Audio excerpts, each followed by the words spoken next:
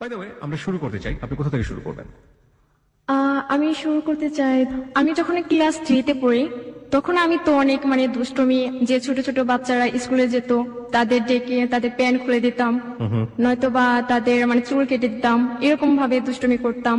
ওরা আমাকে শুধু বকাঝকা করতো, আমি তো ওখান থেকে চলে আসতাম আম চুরি করা। এই যে আপনি যে কিছুক্ষণ আগে যেসব খোলাটালার ব্যাপার স্যাপার বললেন, এটা তো ছোট বাচ্চাদের ক্ষেত্রেই ব্যাপারটা ছিল, হ্যাঁ। অন্য কারো ক্ষেত্রে তো না, অন্য কারোর ক্ষেত্রে না। That's cool. Okay, everything is under control. Okay, fine. তারপর তারপর আমার দাদু বাসা ছিল, যে আমের অনেক বাগান ছিল, খেজুর গাছের বাগান ছিল। তো আম চুরি করতাম। আমার দাদু অনেক দুষ্ট ছিল, আম চুরি করতে দিত না। তো আমি আমার ছোট ছোট ভাইয়ারা ছিল, তো ওদের সাথে অনেক ভালো সম্পর্ক ছিল। তো আমার ভাইয়াদের বলতাম যে ভাইয়া, দাদু তো আমাকে আম চুরি করতে দেবে না, এমনি তো দেবে না, চুরি করতেও দেবে না, তো তুমি দাদুকে পটাবে আর আমি এদিক দিয়ে গাছে উঠবো। তো ভাইয়া তো তাদের পটানো শুরু করে দিত, আর আমি এদিক দিয়ে গাছে উঠতাম। গাছে উঠে আম ছিল অন্যদিকে ফেলতাম। আসলে আমি আম খেতে পছন্দ করতাম না, দুষ্টুমি করার জন্য, যে আমার ছোট ছোট ভাইদের জন্য এরকম করতাম। আবার শীতের দিন আসলে তো রস চুরি করা, এটা সবচেয়ে আমার ভালো লাগতো, রস চুরি করা। যেটা ফজরে আজান হতো, তো আজানের পর আমরা সবাই উঠে যেতাম, আমার সমবয়সী যারা ছিল সবাই। রস চুরি করতে কিভাবে হয় সেটা যদি কেউ শিখতে চায় তাহলে আমার কাছে আসতে হবে। তো আমি আমার বান্ধবীদের সবাইকে বলতাম, ওরা গাছে উঠতে পারতাম না, আমি গাছে উঠতে পারতাম। খেজুর গাছে উঠে রসগুলো পেরে আবার ওই রস হাড়িতে পানি ঢেলে চলে আসতাম। ওকে ওকে, সকালবেলাতে এই ঝগড়াঝাটি, যে আমার দাদু বলতো যে আমার কাছে রস কিনে নিল, তো আমি বলছি কেন, তুমি দেখে রাখতে পারো না কি রস নেই, আজকে যে আসবে গাছের নিচে, যার আসবি সবাইকে মারবো, এরকম বলতাম। দাদু বলে আচ্ছা ঠিক আছে, তুই আজকে গাছের এখান থেকে সরবি না। আমি বলছি আচ্ছা, তুমি আমার সাথে থেকো। আমি নিজেই চুরি করতাম, নিজেই বলতাম। গ্রামে একটা প্রবাদ আছে যে বাঘের কাছে বকরি আদি। বকরি বকরি মানে বোঝেন? হ্যাঁ, ছাগল। ছাগল। বাঘের কাছে যদি বকরি দেওয়া হয় এবং তাকে বলা হয় যে এটাকে যত্ন করে রেখো, তাহলে এই ছাগলের কি অবস্থাটা হবে বুঝতেই পারছেন। যাই হোক, ওকে, তারপর তো দাদু তো বলে আজ তো আর রস পড়বে না, তো কাল আবার ফজর আজানের সময় তোকে ডাকবো, তুই আসবি। তো আমি তো জানি যে দাদু ফজর আজানের সময় আমাকে ডাকবে, তার আগে আবার উঠতাম, যে আবার উঠে তো রস চুরি করতাম। তো রস চুরি করে আবার পানি ঢেলে চলে আসতাম। ফজর আজানের শুরু হতো, দাদু আমাকে ডেকে উঠাতো, আমাকে গাছে উঠায়। তো আমি গাছে উঠে দেখি, বলে দাদু এখানে তো রস নেই, সবগুলো তো পানি। বলে এত ফজরে আজানের সময় আসছি, এর আগে কে নিল, আজকে সবার বাসায় বিচার দেবো। তো আমি বলছি আচ্ছা, আমি তোমার সঙ্গে আছি, তুমি টেনশন করো না। বলে আচ্ছা ঠিক আছে। এরকম আমার ছেলেবেলা কাটে। যখন নাকি আমি ক্লাস 5-এ পড়ি, তখন আমার স্কুলে এমন কোনো খেলা নাই যে আমি পারি না। তো আমি যখন ক্লাস 5-এ পড়ি তখন আমার রোল ছিল 2। তো আমার একটা বান্ধবী ছিল অনেকটা ভালো, যে শোভা। আশা করি এই শোভা শুনবে এইসব ঘটনা, যে অনেক হাসবে আমি জানি। আমার স্কুলের খেলা, টিচার যতগুলো ছিল সবাই বলে প্রাইজ তো সবগুলো হিমাই নিয়ে যাবে। পর আমি দৌড় খেলায় ফার্স্ট হই, লং জাম্পে ফার্স্ট হই, যে বিস্কুট খেলা যেটা সবাই জানে, বিস্কুট খেলায় আমি ফার্স্ট হই। তো সেখান থেকে আমি ক্লাস 5 থেকে বৃত্তি পাই। যখন আমি ক্লাস 7-এ উঠি তখন আমাদের স্কুলে সেতু নামের একটা মেয়ে ভর্তি হয়। তো অনেক ভালো ছাত্রী ছিলাম বলে আমাকে বলে যে হিমা, আমি তোমার সাথে ফ্রেন্ডশিপ করবো। আমি বলছি আচ্ছা ঠিক আছে, আমার মতো লেখাপড়া শিখতে হবে, তারপর আমার সাথে ফ্রেন্ডশিপ করবে। তো আমি ক্লাস 8-এ উঠি, তখন ওর সাথে আমার ভালো রিলেশন চলে। ফেব্রুয়ারিতে এসএসসি পরীক্ষার জন্য স্কুলটা বন্ধ থাকে। মার্চে আবার 26শে মার্চের জন্য পিটি গুলো করে, এরকম ছিল। তখন ওইখানে আমি আবার দলের লিডার ছিলাম। প্রতিদিন স্কুলে যেতাম, আমার নাচ করতে হবে, নাটক করতে হবে, এজন্য স্কুলের যে কোনো ধরনের এক্সট্রা কারিকুলাম অ্যাক্টিভিটিস যেটাকে বলে, যে এই জাতীয় কাজে আপনি খুব ভালো ছিলেন, আমরা যেটা বুঝতে পারছি। স্কুলে দৌড়ঝাঁপ, লং জাম্প, হাই জাম্প, কিংবা এই যে বিস্কুট খেলা আপনি যেটা বলছেন, সেগুলোতে আপনি লিডার। গ্রামেও একই ধরনের দৌড়াদৌড়ি থেকে দুষ্টুমি করা থেকে শুরু করে সেই জায়গাগুলোতে আপনি একেবারে পাকাপোক্ত, এটা আমরা বুঝতে পারছি। কিন্তু পড়াশোনায় খুব বেশি একটা বোধ হয় ভালো ছিলেন না। পড়াশোনায় কেমন ছিলেন? অনেক ভালো। দ্যাটস রিয়েলি কুল, যে একটা মেয়ে বড় হচ্ছে অবাধ একটা বিচরণ ক্ষেত্র, যেটা বলতে পারি আমরা, কোন ধরনের বিধিনিষেধ নেই, চমৎকার একটা শৈশব। ফাইন, আপনি ক্লাস 8-এর কথা বলছিলেন, তারপর? তো 8-এ ওঠার পর আমার বড় বোনের বিয়ে হয়ে যায় অলরেডি। তো আমাকে দেখতে আসে 24 তারিখে। কয় ভাই বোন ছিলেন আপনারা? আমরা 3 ভাই বোন ছিলাম। আমার বড় বোন ছিল, তো ওর বিয়ে ঠিক হয়ে যায় আগে। একটু দাঁড়ান, আপনার কথা আমি একটু স্পষ্ট করে বুঝতে চাচ্ছি। একটা হচ্ছে আপনি ক্লাস 8-এ পড়ছেন তখন, রাইট? ওকে, আপনারা ভাই বোন যারা ছিলেন তার মধ্যে আপনার বোন একটা বড় ছিল আপনার, এবং আপনার ছোট একটা ভাই ছিল, তাই তো? আপনার বড় বোনের বিয়ে হয়ে গেছে ততদিনে? ঠিক হয়ে গেছে। আপনার বড় বোনের বিয়ে ঠিক হয়েছে, তখনও বিয়ে হয়নি? বড় বোনের সাথে আপনার বয়সের পার্থক্য কয় বছরের? 2 বছরে। 2 বছরে। তার মানে আপনার বড় বোনের বয়স, আপনার যদি তখন 14 বছর বা 13 বছর হয়ে থাকে, আপনার বড় বোনের বয়স হচ্ছে 15 থেকে 16 বছর, তাই তো? এই 15 থেকে 16 বছর বয়সে আপনার বড় বোনের বিয়ে ঠিক হয়ে গেছে, হ্যাঁ। পাশাপাশি আপনার বিয়েও ঠিক করছে। আসলে এটা আমি জানি না যে আমার বিয়ে ঠিক করছে বা এরকম কোনো কিছু। কি জানেন আপনি? ক্লাসে কি ঘটনাটা করছিল আমাকে একটু বলেন তো। যখন মানে 24 তারিখে যখন আমাকে দেখতে আসে কোন পাগলামি মাসের শুরু করে। 24 তারিখ? মার্চ মাসের। মার্চ মাসের 24 তারিখ। ওকে। ছেলেটা মানে এরকম যে আমি জানি না, আমার আঙ্কেল মানে দেখানোর জন্য আসে, যে বলে দু বোনকে একসাথে বিয়ে দেবে আমার এসএসসি পরীক্ষার পর, তাদের স্বপ্ন ছিল এরকম। তো আমাকে দেখতে আসে, ছেলের বাসা থেকে পছন্দ করে। ছেলেটার নাম ছিল রানা।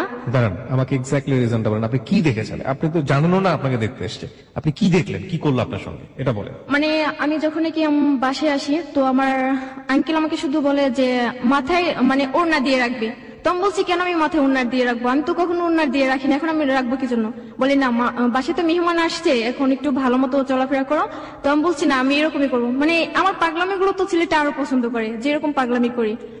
তো বলে এখন ছোট তো বড়। ছেলেটা মানে- আপনার সামনে ছিল? হ্যাঁ, ছেলেটা আমার সামনে ছিল। আসলে বয়সটা একটু বেশি, আমি বুঝতে পারিনি যে সে ছেলেটা হবে আর কি। ছেলেটা যেহেতু আপনার অপরিচিত, আপনি জিজ্ঞেস করেননি ছেলেটা কে? হ্যাঁ, আমি জিজ্ঞেস করছি, বলছে যে তোমার ভাইয়া হয়, এরকম ভাবে বলছে। এটা কে বলছে? আপনার আঙ্কেল? হ্যাঁ, আমার বাবা uncle। কই তখন? তখন আমার বাবাও ছিল, মানে রান্না বান্নার জন্য ব্যস্ত ছিল আমার আম্মুর সাথে। ওকে। একই সাথে আপনার বড় বোনকেও দেখতে এসেছিল সেদিন? না, আমার বড় বোনের তো আগে বিয়ে ঠিক হয়ে যায় আর কি। ওকে, আগে ঠিক হয়ে গেছে, ফাইন। ঠিক আছে, তারপর আপনি কবে বুঝলেন যে আপনাকে বিয়ে দেওয়ার জন্য এটা দেখানো হচ্ছে? 25 তারিখে। ওকে, কিভাবে বুঝলেন? 25 তারিখে আমাকে বলছে যে আমাকে তার মানে ছেলেটার বাবা মা দেখতে আসবে, এরকম ভাবে বিয়ে ঠিক করে। আমার আম্মু বলছে যে এরকম ভাবে এখন বিয়ে ঠিক রাখবো, তো পরে যদি কোনো কিছু করি। আমি বলছি আমার উপর বিশ্বাস রাখতে পারো, আমি ওরকম কোনো কিছু করবো না। আর আমাকে জিদ ধরে না, যদি জিদ ধরেও তাহলে আমি অন্য কিছু করবো, এরকম ভাবে বলতাম। তো আমাকে মানে বিয়ে ঠিক হয়ে যায় 25 তারিখে। মাকে আংটি পরে যা, পড়ালেখা বা কোনো কিছুতে আমার মন বসে না। 24 তারিখে আপনাকে দেখলো, 25 তারিখে বিয়ে ঠিক হয়ে গেল। হ্যাঁ। কবে বিয়ে হওয়ার কথা ঠিক হলো? এসএসসি পরীক্ষার পর তারা আমাকে নিয়ে যাবে। এসএসসি পরীক্ষার পরে নিয়ে যাবে। আপনার কি বিয়ে পড়ানো হয়েছে তখন? মানে বিয়ে পড়ানো হয় না, জাস্ট আংটি পড়ানো। আংটি পড়ানো হয়েছে, তাহলে বিয়েটা কি এসএসসি পরীক্ষার পরে হবে না আগে হবে? হ্যাঁ, বিয়ে এসএসসি পরীক্ষার পর হবে। এসএসসি পরীক্ষার পরে হবে। ওকে, 2 বছর আগে আংটি পরেই গেল। হ্যাঁ। ওকে, ছেলেটা কি করতো? ছেলেটা আসলে তাদের দোকানপাট ছিল, যে সেগুলো দেখাশোনা করতো। ওকে ওকে, তারপর? তারপর তো আমার তো আর পড়ালেখা বা অন্যদিকে কোনো ভালো মন ছিল না। তো সেদিনের পর থেকে আমার খেলাধুলা আর হয় না। যে 25 তারিখে আমি স্কুলে নাটক করব, যে আমি নাচ করব, আমি কি করে যাব? তো আমি স্কুলে যাই। তো আমার এক ফ্রেন্ড আছে, সে মানে শুনে যে আমার এরকম ভাবে দেখতে আসছিল। তো সেখানে যাওয়ার পর আমাকে বলে যে কিরে হিমা, তোর নাকি বিয়ে, তোর হাজবেন্ড নাকি গাড়ি নিয়ে আসে, অনেক কোটিপতির ছেলের সাথে বিয়ে, মানে এরকম ভাবে অনেক খেপাতো। তো আমি বলছি না, তোর বোনের বিয়ে, এরকম ভাবে বলতাম যে তোর বোনের বিয়ে, আমার বিয়ে না। বলে আমার বোনটাই তো তুই, এরকম বলছে। বলার পরে আমি স্কুলে মানে আমার ম্যাডাম ছিল, তাদেরকে আমি জানাই যে এরকম ভাবে আমার বাসা থেকে আমাকে বিয়ে চাপ দেয়। বলে আচ্ছা ঠিক আছে, আমরা দেখবো। দেখার কথা বলে, তো আমার বাসায় আর ম্যাডাম আসে না। যে আমি বলছি আমি ভালো স্টুডেন্ট, এক খারাপ স্টুডেন্ট হতাম যে আমাকে এই কারণে আমি বিয়ে দেবে। আমি তো খারাপ স্টুডেন্ট ছিলামও না যে আমাকে এরকম ভাবে বিয়ের জন্য চাপ দেবে। তো আমার অনেক মানে আমার স্বপ্নটা ছিল এরকম যে আমি পড়ালেখা করে ডাক্তার হব, যেটা আমার বাবারও স্বপ্ন ছিল যে এরকম করব। তো আর আমার মার স্বপ্ন ছিল আমি মাস্টার হব, আমার কাকি মাস্টার, এই কারণে। তো সেদিনের পর আমি 26শে মার্চ মানে কোনো মতে স্কুলে যাই। যাওয়ার পর মনটা আসলে ভালো ছিল না, তবুও বান্ধবীদের সাথে মানে মিশামিশি এরকম অন্যরকম ইয়ে করি। তো আমি নাটকটা করি, নাটক আর নাচ করি। নাচ করার পর আমি বাসায় চলে আসি। বাসায় চলে আসার পর আমাকে মানে ছেলেটা আমার জন্য ফোন নিয়ে আসে, যে ওদের বাসায় থেকে, যে আমাকে ফোন দিবে, আমি ফোন ইউজ করবো, যে ছেলেটার সাথে কথা বলবো। তো আমি বাসায় এসে দেখি যে ছেলেটা আমাদের বাসায় আসছে। তো আমি বলছি আপনি কেন আসছেন? আমার কি বয়স হয়েছে বিয়ে করার? আপনি এত বড় ছেলে, আপনার সাথে কেন আমার এরকম, আপনি জানেন আমি আপনার মেয়ের বয়সী, এরকম ভাবে বলতাম, মানে লজ্জা দিতাম। তারপর ছেলেটা বলে যে এখন তো তুমি ছোট, এই কারণে বুঝতে পারো না, যখন নাকি সময় হবে তখন তুমি বুঝতে পারবে। তো আমি বলছি দেখেন, আপনি আমার জীবন থেকে সরে যান, আপনি তো আমার জীবনটাকে নষ্ট করতে আসছেন, আমার জীবনটা আর সাজানো গোছানো হবে না, এরকম ভাবে বলছি। বলে পরে না, আচ্ছা ঠিক আছে, তোমাকে আর ডিস্টার্ব করবো না, যে একবারে 2 বছর পরে আসবো। আসলে ছেলেটা মাঝে মাঝে আসতো গাড়ি নিয়ে, যে আমি স্কুলে যেতাম, আমার স্কুলের সামনে। গাড়ি মানে কি গাড়ি নিয়ে আসতো? বাইক? হ্যাঁ। ওকে। তো গাড়ি নিয়ে আমার স্কুলের সামনে দাঁড়িয়ে থাকতো, আমি স্কুল থেকে বের হতাম, আমার পায়ের নিচে টাকা রেখে চলে যেত, নয়তো বা কিছু কিনে আমার বান্ধবীদের কাছে পাঠিয়ে দিত। আসলে আমি ওইসব মানে ইয়ে করতাম না, ওর জিনিস আমি পছন্দই করতাম না। আর টাকা তো নেওয়া দূরের কথা, আমি টাকা নিয়ে আমার মানে বান্ধবীদের দিতাম, বলতাম আচ্ছা তোরা খা। মানে নভেম্বর মাস পর্যন্ত এরকমই চলে, যে আমার পড়ালেখা ভালো মতো হয় না। আমি কখনো আমি 99 নিচে আমি অঙ্কে পাইনি। আমি ও দ্বিতীয় সময় পরীক্ষা ফেল করি অঙ্কে। ওকে, আমি যতটুকু বুঝি যে এই সময়টাতে আপনি আপনার বাবা মাকে কি বলেছিলেন যে আপনি বিয়ে করতে চান না, সুতরাং কোনোভাবে যেন বিয়েটা না দেওয়া হয়? আপনার আসলে বাবা মাকে? হ্যাঁ, আমি বলছি যে আমার কি বিয়ে করার বয়স হয়েছে, তোমরা এখন আমাকে বিয়ে কেন দেবে? তো আমার আম্মু আব্বু বলছে যে এখন বিয়ে ঠিক হলে তো আর বিয়ে হয়ে গেল না, তোকে তো 2 বছর পর নিয়ে যাবে, এরকম ভাবে বলতো। মানে অনেক বোঝানোর চেষ্টা করি আর কি, তো তারা বোঝানো মানে বোঝে না। আমার ফুপ্পিরা সবাই তো তাকে পছন্দ করে, বলে ছেলেটার কি নেই, গাড়ি আছে, বাড়ি আছে, টাকা আছে, কোনো কিছুর অভাব নেই। আমি বলছি আমার এসবের দরকার নেই, আমার সুখ হলে হবে। আমি চাই না যে আমার এত টাকা পয়সা লাগবে। অক্টোবর মাস আসে, অক্টোবর মাসে আমি 6 দিনের জন্য নাচার একটা প্রোগ্রাম ছিল, সেখানে আমি চলে যাই। সেখান থেকে ফিরে আসি 31 তারিখে বাসায় আসার পর আমি 2 তারিখে প্রাইভেটে যাই, একদিন শুধু রেস্ট নেই। আমার বান্ধবী মানে প্রাইভেটে যায় না সেতু, তো আমি আবার ওদের বাসায় যাই। বাসায় গিয়ে বলি যে সেতু তুমি স্কুলে যাও নাই কেন, প্রাইভেট কেন মিস করলে? তো ও তো আমাকে বলে যে দেখো একটা ছেলে আমাকে ফোন করে, তো আমাকে অনেক ডিস্টার্ব করে, আমার আম্মু আমাকে অনেক বকাঝকা করে, যেভাবে পারে তুমি এটা ম্যানেজ করো। তো আমি বলছি আমি কি করব?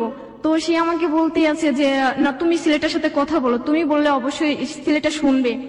তো আমি বলছি আচ্ছা ঠিক আছে আমি বলবো। তো ছেলেটাকে মিস কল দেয়, মিস কল দেওয়ার পরে সাথে সাথে ছেলেটা ফোন করে। ওকে, যে জায়গাটাতে আমরা ছিলাম, সেতুকে ডিস্টার্ব করতো একটি ছেলে কোন একটি আননোন নাম্বার থেকে, এবং সেই ছেলেটিকে আপনাকে দিয়ে মানে ধমকাবে সেই ছেলেটিকে। হ্যাঁ, মিস কল দেওয়ার পরে সাথে সাথে ছেলেটা ফোন করে, রিসিভ করে সালাম দেই, সালামের উত্তরটা নেয়। তো আমাকে বলছে যে কে আপনি? তো আমি বলছি কেন মানুষ? বলার পরে ছেলেটা বলে যে মানুষ আপনার বাসা কোথায়? মানে সে তো আমাকে শিখে দেয়, বলো যে তোমার বুকের ভিতর। তা আমি ছেলেটাকে আসলে বলে ফেলি যে তোমার বুকের ভিতর। তো ছেলেটা বলে যে আপনি পাগল হয়েছেন, আপনার বাসা থেকে কেউ জানে না? আর যদি না জানে তাহলে বাসায় গিয়ে বলেন যে আপনার পাগলাগার মানে খালি আছে, সেখানে গিয়ে ভর্তি করে দিতে, যত সব। এ কথা বলার সাথে সাথে ফোনটা কেটে দেয়। তো আমি বলছি সেতু তোর জন্য আজকে ছেলেটা আমাকে এসব কথা বলবে? বলে আবার মিস কল দাও, ছেলেটাকে বলো, তুমি বুঝিয়ে বলো। তো আবার মিস কল দেয়, মিস কল দেওয়ার পর সাথে সাথে ছেলেটা ফোন করে। তো ফোন করার পর আমি বলছি সরি ভাইয়া, আসলে আপনি যে এই নাম্বারে ফোন করেন নেক্সট টাইম আর ফোন করবেন না, কারণ আপনি কি চান যে আপনার জন্য কেউ বকা শুনুক বা মার খাক? আর যদি আপনি ভদ্র করে মানে ছেলে হয়ে থাকেন তাহলে ফোন করবেন না। তো ছেলেটা আমাকে বলে তুমি অনেক সুন্দর করে কথা বলতে পারো, তোমার নামটা কি? তখন আমি বলি কানিজ ফাতেমা জাইমা। তো আমি আবার জিজ্ঞেস করি আপনার নামটা কি? তখন বলে সাজিদুল কবির রাকিব। তো আমি বলছি আচ্ছা ভাইয়া সরি যে আপনাকে এইসব কথা বলছি ফার্স্ট, তো আপনি আর ফোন করবেন না। ছেলেটা বলে আচ্ছা আমি ফোন করব না, তোমার বান্ধবীকে ডিস্টার্ব করব না যদি তুমি আমার সাথে কথা বলো। ওকে, তো আমি বলছি আমি আপনার সাথে কেন কথা বলতে যাব?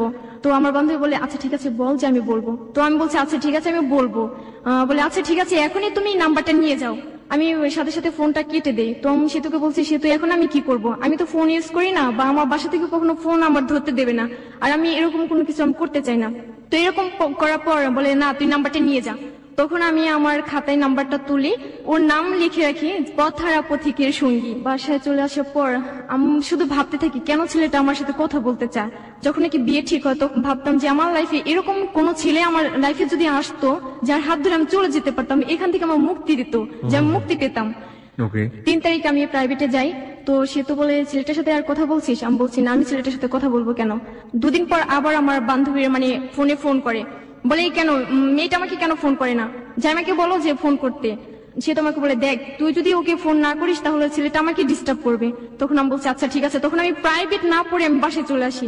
না এরপর আমি রাকিবকে ফোন করি, ফোন করে সালাম দিয়ে কথা বলি। আমি বলছি ভালো আছেন, এ কথা বলার সাথে সাথে তো ধরতে পারছে যে আমি। তো বলে হ্যাঁ ভালো আছি। আমাকে জিজ্ঞেস করে তোমার সাথে কি ফ্রেন্ডশিপ করতে পারি? আমি বলছি অবশ্যই পারেন। সে আমাকে দেখার জন্য পাগল যে তোমাকে আমি দেখবো। আমি বলছি এখন আমি দেখা টেকা করতে পারবো না, কারণ আমার সমস্যা, আমার সামনে পরীক্ষা, আমার পড়তে হবে। বলে না তুমি আমার সাথে দেখা করবা। এরকম করার পর আমি বলছি না আমি দেখা করতে পারবো না। এরকম মানে রাগারাগি করার পর আমি ফোনটা কেটে দিই। পরের দিন প্রাইভেটে যাই 4 তারিখে।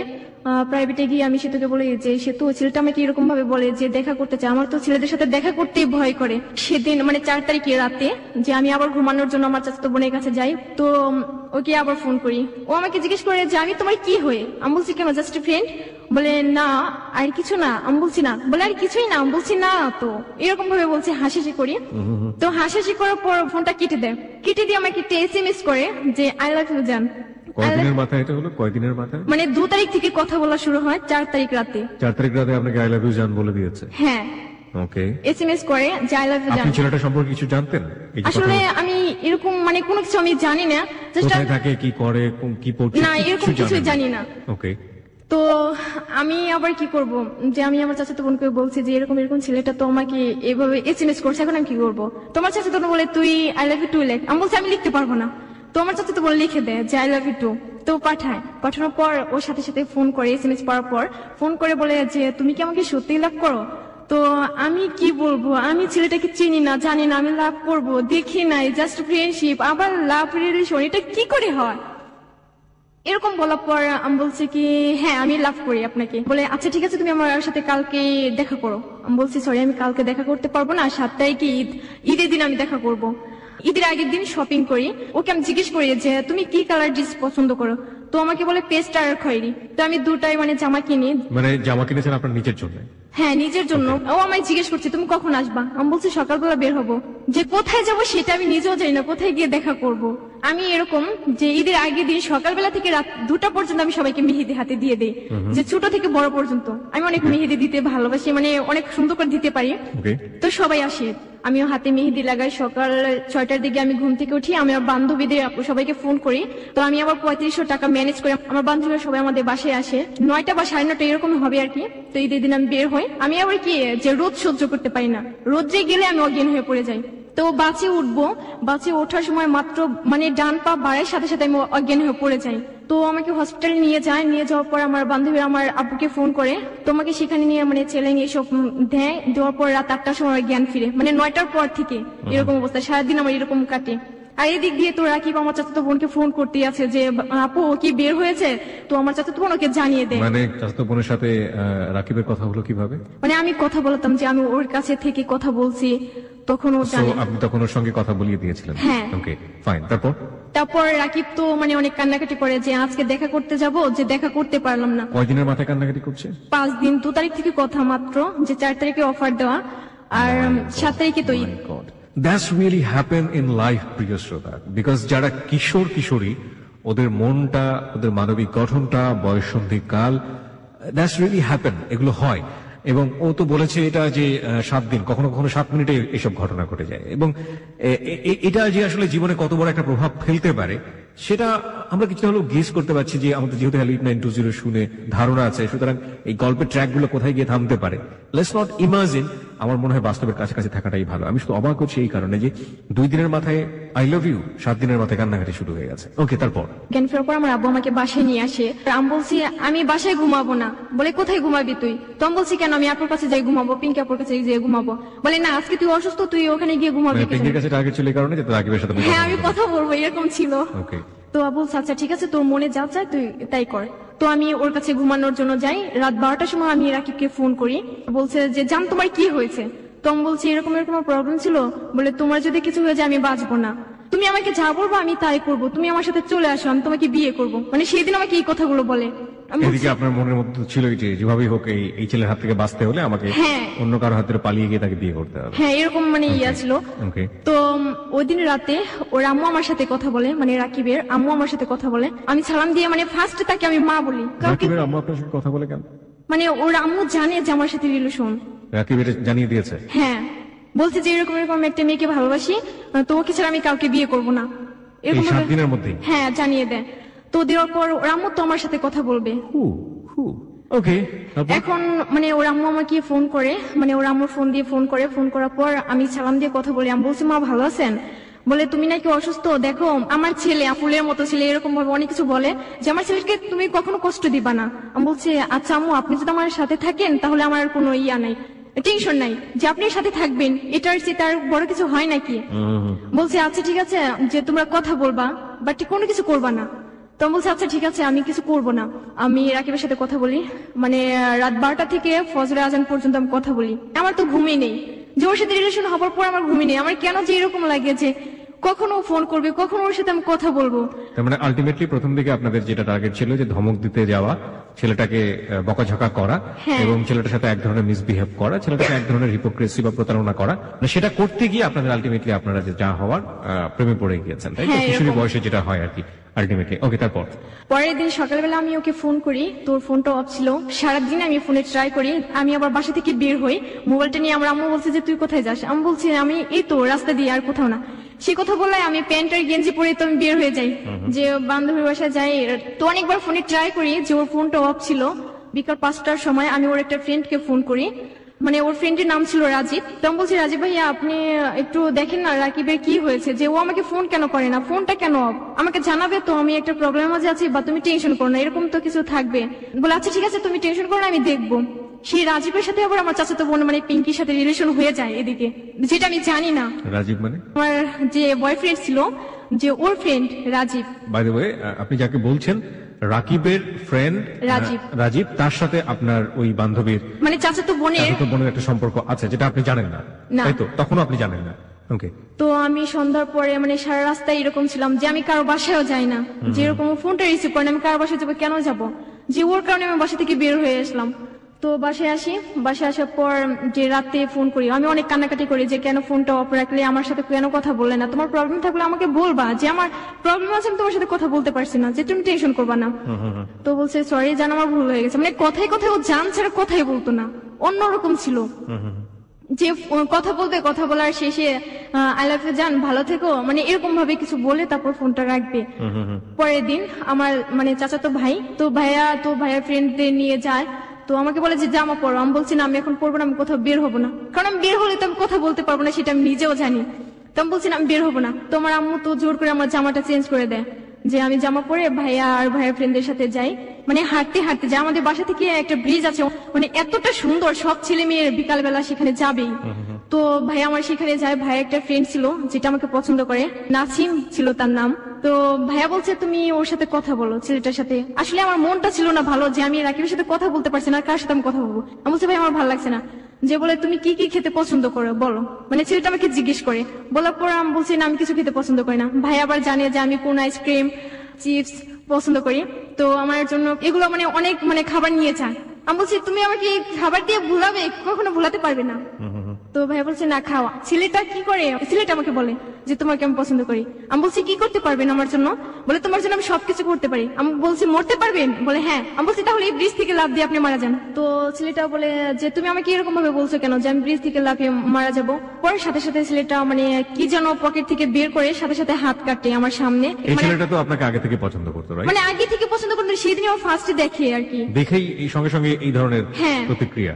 হ্যাঁ এরকম ছিল। মানে তখন ভাইয়ের বন্ধু ছিল সে? হ্যাঁ সে আমার ভাইয়ের বন্ধু ছিল। আপনার কোন ধরনের ভাই এটা? মানে আমার চাচাতো ভাই। চাচাতো, আপন চাচাতো ভাই। হ্যাঁ। তো বলছে আচ্ছা ঠিক আছে আমি আপনার সাথে কথা বলবো, প্রতিদিন কথা বলতে পারবো না, সপ্তাহে একদিন কথা বলবো, যে শুক্রবার ছাড়া। বলছে আচ্ছা ঠিক আছে তুমি বলবা। আমি বলছি সরাসরি কথা বলবো, আপনি আমাদের বাসায় আসবেন, আমি তখনই কথা বলবো, এছাড়া ফোনে কথা বলতেই পারবো না।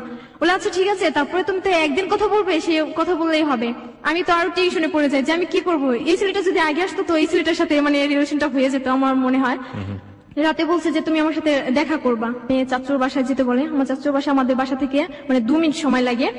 তো আমি বলছি না আমি যেতে পারবো না, আমার কাকি আসে আমাকে নেওয়ার জন্য রাতে। তো আমি সেখানে যাই, তো ছেলেটা আমার সাথে একসাথে খাবার খাবে। আমি বলছি আমার টেনশনে আমি বাঁচি না, আপনারা কি শুরু করছেন। বলছে তোমার কি টেনশন, এতটুকু বসে তুমি কি টেনশন করো। আমি বলছি না আমার কোন টেনশন, আমার পড়ালেখার টেনশন আছে। আসলে আমি তো রাকিব টেনশনে এরকম কাউকে বোঝাতে পারি না।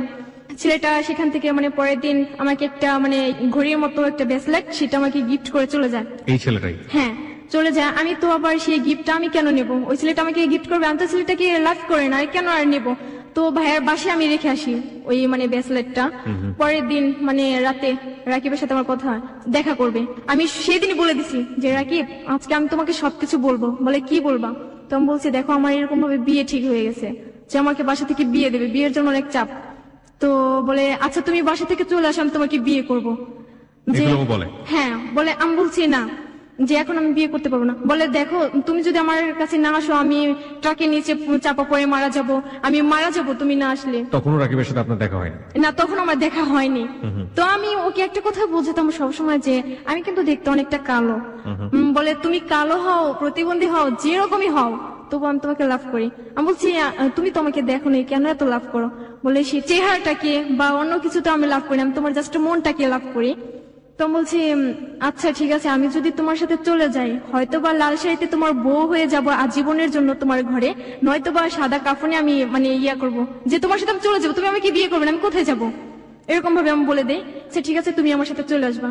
তার কিছুদিন পর আমার স্কুল আবার খুলে। তো আমি স্কুলে মানে কখন আমি পিছনে বেঞ্চে আমি বসি না, যে সেদিন আমি পিছনে বেঞ্চে যে বসি, আমি কখনো স্কুলে যাই আমি এরকম ভাবে চলে আসি না। সেদিন আমি ম্যাডামকে বলে যে ম্যাডাম আমি বাসায় চলে যাবো, সবাই তো অবাক যে আমার বান্ধবীরা যে হঠাৎ করে হিমা তোর কি হয়েছে আমাকে বল। তো আমি বলছি না আমার এমনিতে কিছু হয় না, আমার মাথা ব্যথা জাস্ট এটুকুই। তো তাকে আমি বলে আমি চলে যাই। তো রাস্তা দিয়ে ভাবতে ভাবতে আমি যাই যে এই ছেলেটা আমি কি ওকে সত্যিই ভালোবাসি, ও কি আমাকে সত্যিই ভালোবাসে, ও কি আমাকে বিয়ে করবে, ওর সাথে কি আমি চলে যাবো, মানে এসব ভাবতে ভাবতে আমি বাসায় চলে যাই। কোন তো ক্লাসে পড়ছেন তখন আপনি? তখনও ক্লাস 8 এ? হ্যাঁ তখন আমি ক্লাস 8 এ। 8 ওকে। মানে আমাদের বাসায় যাওয়ার একটা মোড় আছে, মানে ব্রিজের ওইদিকে মানে ট্রাক ছিল, অনেকগুলো গাড়ি ছিল। আমি আসলে ওইগুলো লক্ষ্য করি না যে আমার আশেপাশে কোনো গাড়ি আছে কিনা। তো মানে গাড়ি তো হর্ন দিতেই আছে, আমি তো কিছুই শুনতে পাই না, গাড়ির মাঝখানে পড়ে গেছি। বাম দিকে তাকাবো বাম দিকে গাড়ি, ডান দিকে তাকাবো ডান দিকে, মানে সব দিকে চারপাশে গাড়ি। এত বকাঝকা সব ড্রাইভাররা যে তুমি চোখে দেখো না কানে শুনো না, তুমি এরকম ভাবে রাস্তার মাঝখান দিয়ে হাঁটতেছো। আসলে আমি তখন ভাবতেছিলাম রাকিবকে নিয়ে। বুঝতে পেরেছি। বাসায় চলে যাওয়ার পর আমার আম্মু আমার বোন তো সবাই তো অবাক যে তুই এখন চলে আসলি, কোনটা আমি স্কুল থেকে চলে আসলি। আমি বলছি আমার ভালো লাগছে না। তো আমি বলছে শুয়ে থাক। তো বলছে তুমি আমাকে 50টা টাকা দাও। বলছে কি করবি? আমি বলছি কই না আইসক্রিম খাবো। দোকানে গিয়ে কার্ড কিনে নিয়ে আসি। ফোন করার পর রাকিবকে বলি রাকিব আমি সত্যি তোমার সাথে চলে যাবো, আমার পড়ালেখা কোনো দিক দিয়ে মন বসে না। আসলে ওর সাথে রিলেশন হওয়ার পর আমি মানে কিছু কবিতা লিখি। তখন আপনার দেখা হয়নি ওর না সাথে? তখন আমার দেখা হয়নি। 19 তারিখে আমরা ডিসাইড করি যে যাবো কবে। তো ও বলছে যে তুমি 21 তারিখে চলে আসবা। চলে আসবে মানে কি একবারে বাড়ি? একেবারে মানে বিয়ে করবে সেদিনই, আমাকে দেখা করার দিনে। তার আগ পর্যন্ত দুজন দুজনকে জানেন না, বোঝেন না, চোখের দেখাও দেখেন না? না চোখে দেখা আমরা দেখি না। জোর একটা ফ্রেন্ড মানে রাজীব, যেটা আমার চাচাতো বোনের সাথে রিলেশন, তো রাজীব আমাকে বলে যে তুমি এই কাজটা ভুলে করবা না, তুমি ওই ছেলেটার সাথে চলে আসবা না। আমি বলছি কেন? তাহলে কি আপনার সাথে চলে যাবো? এরকম ভাবে তার সাথে আমার ঝগড়াঝাটি হয়। তারপর আমি নভেম্বরের 21 তারিখে চলে যাই ওর সাথে। যে আমার ফার্স্টে দেখা হয় হেমাদপুর। আমি কি বলবো, আমি ওকে কিছুই বলতে পারি না, দেখি আমি অবাক। অনেক সুন্দর ছিল, যে জানি না আর কারো চোখে কেমন লাগে, কিন্তু আমার চোখে অনেক ভালো লাগে, যে আমি যাকে ভালোবাসি সে এরকম হবে। তো ও আমাকে বলছে তুমি রাস্তাটা পার হয়ে এসো। আমি তো রাস্তা পার হতে পারবো না, তুমি আমাকে রাস্তাটা পার করে নিয়ে যাও। রাস্তাটা পার করে নিয়ে আমাকে চেঞ্জ দিতে করে একেবারে মানে ফার্ম গেট নিয়ে আসি। নভেম্বরের 21 তারিখ থেকে আপনি বাড়ি থেকে পালালেন? হ্যাঁ সেদিন আমি 10,000 টাকা নিয়ে মাত্র বের হই। 10,000 টাকা বাড়ি থেকে চুরি করলেন? হ্যাঁ। চুরি করে আপনি এই ছেলেটার জন্য একেবারে পালিয়ে আসলেন, যে ছেলেটাকে আপনি জানেন না, শোনেন না ভালো করে, এবং এই ছেলেটার সাথে আপনার প্রথম দেখাতেই আপনি ওর জন্য বাড়ি থেকে পালিয়ে আসছেন। টার্গেট হচ্ছে আপনি তাকে বিয়ে করবেন, তাই তো? হিমা, যেখানে আমরা ছিলাম আপনি বলছিলেন যে 10,000 টাকা বাড়ি থেকে নিয়ে আপনি এই ছেলেটার জন্য পালিয়ে গেলেন, এবং আপনি ছেলেটাকে এর আগে দেখেন পর্যন্ত, জানেন না ডিটেল কোনো কিছু। ওকে, তারপর? ফার্ম গেট আসার পর এত রোদে আমাকে দাঁড় করায় যে আমার মনে হয় যে আমি আবার অজ্ঞান হয়ে যাবো সেই দিনের মতো। তা বলছি কোথায় নিয়ে যাবো? বলে আমি যদি তোমাকে রাস্তায় রাখি তুমি রাস্তায় থাকতে পারবে না, মানে এরকম অনেক কিছুই বলে। আমি বলছি হ্যাঁ, যেহেতু ঘর ছেড়ে চলে আসতে পারছি তোমার হাত ধরে, তুমি আমাকে যেখানে নিয়ে রাখবে তুমি আমার সাথে থাকলেই চলবে। আমাকে এখন একটু বলেন তো, সবার কিউরিওসিটি হচ্ছে সেজন্য জিজ্ঞেস করছি, ছেলেটার বয়স কত ছিল? ও বলছে যে 21। ওই সময় ওর বয়স 21 বছর? হ্যাঁ, আমাকে বলছে যে ও নাকি অনার্স সেকেন্ড ইয়ারে পড়ে। আমি তো আমাকে যাত্রাবাড়ি গাড়িতে করে নিয়ে আসে। নামার পর মানে হঠাৎ করে কোথায় আমরা বাসা পাবো, আমরা বিয়ে করিনি, কেউ আমাকে বাসা দেবে না, এমন একটা বিল্ডিং এর ভিতর নিয়ে যায়। তো আমি তো অবাক, আমি বলছি তুমি আমাকে কোথায় নিয়ে আসলে? তো বলে দাঁড়াও দেখি এখানে যদি একটা ফ্ল্যাট পাই। আমি বলছি আজকে তুমি কোথায় ফ্ল্যাট পাবে? আজকে 21 তারিখ, এটা তো মাসের শেষ দিক, মানে 1 তারিখে তো বাসা পাওয়া যায়, তার আগে তো বাসা পাওয়াই যাবে না। বলার পর বলছে আচ্ছা ঠিক আছে তুমি এখানে দাঁড়াও আমি দেখি। কি বলবো ভাইয়া, ওখানে মেয়েরা নাকি অনেক খারাপ ইয়া করে। আমি বলছি তুমি আমাকে এখানে নিয়ে আসলে কেন? আমি আর একটা মুহূর্তে এখানে থাকতে পারবো না। তো আমি সেখান থেকে চলে আসি, ও আমার হাত ধরে টেনে ধরে যে তুমি কোথায় যাবে? আমি তোমাকে যেখানে নিয়ে যাবো তুমি সেখানে যাবে। তো ওইখান থেকে আমি নেমে আসি, ও আমার সাথে চলে আসার পর রাস্তায় একটা লোকের সাথে কথা বলে, যেটা আমি দূর থেকে লক্ষ্য করি। তো ওই লোককে সবকিছু বলে যে আমরা এরকম এরকম বাসা থেকে চলে আসছি, ওর বিয়ে ঠিক হয়েছে বলে ও আমার সাথে চলে আসছে, ও বিয়েতে রাজি না। সে তো লোকটা তো আমাকে দেখে অবাক যে এতটুকু মেয়ে বিয়ে করবে, যে এটা তো সমাজে মানবে না বা আইনগত ভাবে হবে না। ও বলছে যে আচ্ছা পরে দেখা যাবে, আগে একটা ফ্ল্যাট নেওয়ার ব্যবস্থা করেন। তো সেই লোকটা আমাকে নিয়ে যায় যাত্রাবাড়ি টনি টাওয়ারের ওইদিকে, পানি পাম্প ছিল যেখানে, ওইখানে আমাকে নিয়ে যায়, একটা ফ্ল্যাট পায়। একটা বৃদ্ধ লোক ছিল, একটা মহিলা, তার হাজবেন্ডের সাথে ভালো রিলেশন ছিল না, তার একটা মেয়ে ছিল। এখন তারা তো বাসা ভাড়া দেবেন, আমাকে জিজ্ঞেস করে যে তোমাকে কি ছেলেটা জোর করে নিয়ে আসছে? আমি বলছি না, আমি স্বেচ্ছায় আসছি। এ কথা বলার পর বলে আচ্ছা ঠিক আছে তোমরা বিয়ে করছো? আমি বলছি না বিয়ে করিনি এখনো। বলে বিয়ে করা ছাড়া তোমাদের বাসা ভাড়া দেওয়া যাবে না। তো ওরা কি বলে আচ্ছা আন্টি, আচ্ছা আজকে রাতটা আমরা কষ্ট করে থাকবো, সারাদিন তো গাড়িতে ছিলাম, পরে আমরা কালকে বিয়ে করবো। না, এক মুহূর্ত মানে থাকা যাবে না, মানে বিয়ে করা ছাড়া। রাকিব অনেক বিরক্ত হয়ে বলে যে আচ্ছা ঠিক আছে আপনি বিয়ের ব্যবস্থা করেন, আমি বিয়ে করবো, আমি বিয়ের যা লাগে আমি সবকিছু নিয়ে আসবো। তো ওই আন্টি তো মানে কাজীকে ডাকতে যায়, কাজীও আমাকে দেখে অবাক। কাজীকে মানে 11,500 টাকা মানে ঘুষ দিয়ে তারপরে বিয়েটা করানো হয়। এই টাকাটা কে দেয়? এই টাকাটা রাকিব দেয়। আমি যে বাসা থেকে টাকা নিচ্ছি একটা টাকাও, মানে 2,000 টাকা ছাড়া ওকে আমি একটা টাকাও দেইনি। আপনি বাসা থেকে যে কিছু নিচ্ছেন এটা কেউ জানতো?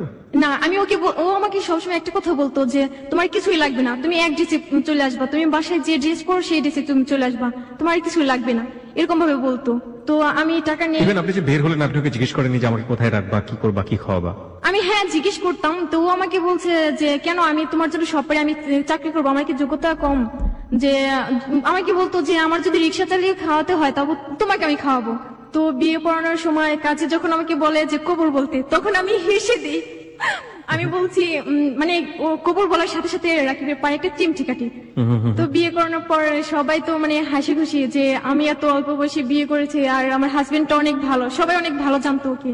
সেদিন রাতে মানে যে আন্টি বলি তার মা ছিল সেখানে, আমাকে বলে যে তোমরা নামাজ পড়ো না, কিছু পড়ো না, তোমরা এখানে থাকতে পারবা না। তো আমি বলছি আমরা কোথায় যাবো, আমরা বাসা ভাড়া নিয়েছি, এখন আমরা এখানে থাকবো না, কোথায় থাকবো? তার সাথে আমার ঝগড়া হতো, মানে অন্যরকম ঝগড়া। বিয়ে হওয়ার পর রাত 10টার সময় মানে আমি প্রকাশ করতে পারি না যে আমার ক্ষুধা লাগে, যে আমার অনেক কষ্ট হয়। তো আমাকে সবসময় আমার বোন আমার খাওয়া দাওয়া বা ড্রেস চেঞ্জ করে দেওয়া, গোসল করে সব আমার বোন করতো। বড় বোন, বাই দ্য ওয়ে আমি একটু জানি যে আপনার বড় বোন কি তখন বিয়ে হয়ে গেছে যখন আপনি বের হয়ে আসছেন বাড়ি থেকে? না, তখন বিয়ে হয়নি। তখনও বিয়ে হয়নি, ঠিক না। হয়ে আছে মাত্র, হ্যাঁ। রাইট? ওকে।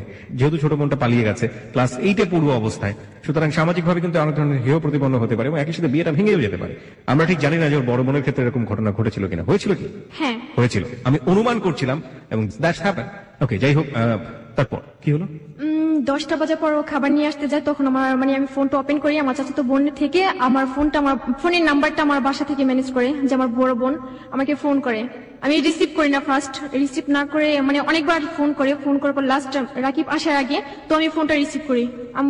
আমাকে বলে যে তুই কোথায়? আমি বলছি যে আমি একটা ছেলেকে ভালোবাসি, সেই ছেলের হাত ধরে চলে আসছি। বলে যা হবার হয়ে গেছে, যে তুই বাসায় চলে। আমি বলছি আমি তো বাসায় যাওয়ার জন্য ওর সাথে বের হয়ে আসিনি, আমি বাসায় কেন যাব? বলে এখনো মানে এলাকার কেউ জানে না যে তুই চলে গেছিস, সবাই জানে যে আন্টির বাসায় তুই, মানে বেশিরভাগই আমার আন্টির কাছেই ছিলাম আমি ছোটবেলা থেকে।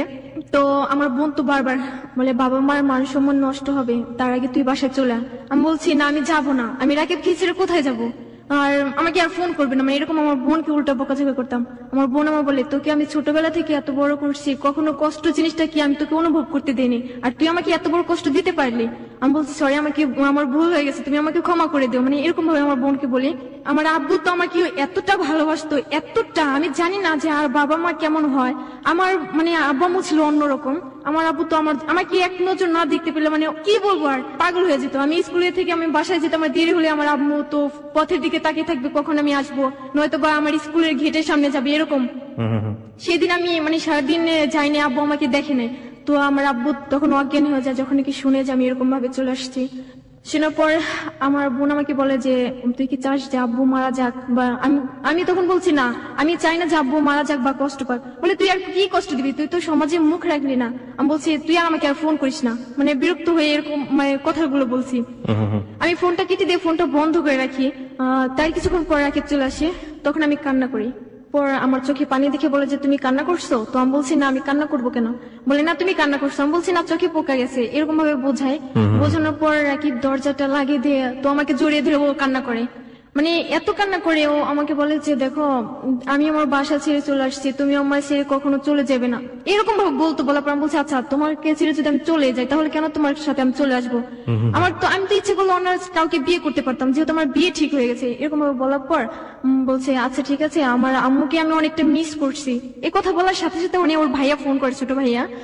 তো ফোন করার পর বলছে ভাইয়া তুমি কোথায়? তো বলছে যে আজ থেকে আম্মুকে বলবি যে আমরা যে 4 ভাই বোন ছিলাম তার একটা সন্তান নেই, যে একটা সন্তান মারা গেছে, আম্মুকে বলে দিস। বলে ভাইয়া তুমি কোথায়? বলে আমি জামাইকে নিয়ে চলে আসছি। বলে জামাইকে নিয়ে চলে আসছো, ভালো কথা, তুমি বিয়ে করছো, ভালো কথা, আম্মুকে আমি বলবো যে তোমরা বাসায় চলে আসবা। বলে না আমি কখনো বাসায় যাব না। এ কথা বলে ফোনটা কেটে দিয়ে ফোনটা অফ করে রাখি। তারপর মানে খাবারের জন্য পাশের রুম থেকে প্লেট নিয়ে আসা, যে আমাকে বলে যে তুমি আমাকে খাইয়ে দেবে। তখন আমি না করতেও পারি না, কিছু বলতে পারি না, যে আমাকে ছোটবেলা থেকে এত বড় করছে, আমি কখনো কাউকে করে নিজেই খাইনি, আর ওকে আমি খাইয়ে দেবো। কিছু না বলে ওর মুখে মানে 2 থেকে 3 বার দিই। তো ওগুলো রেখে দিয়ে আমি মানে ঘুমাতে যাই। আমি শুয়ে থাকি, মানে ও আমার থেকে অনেকটা দূরে শুয়ে থাকে।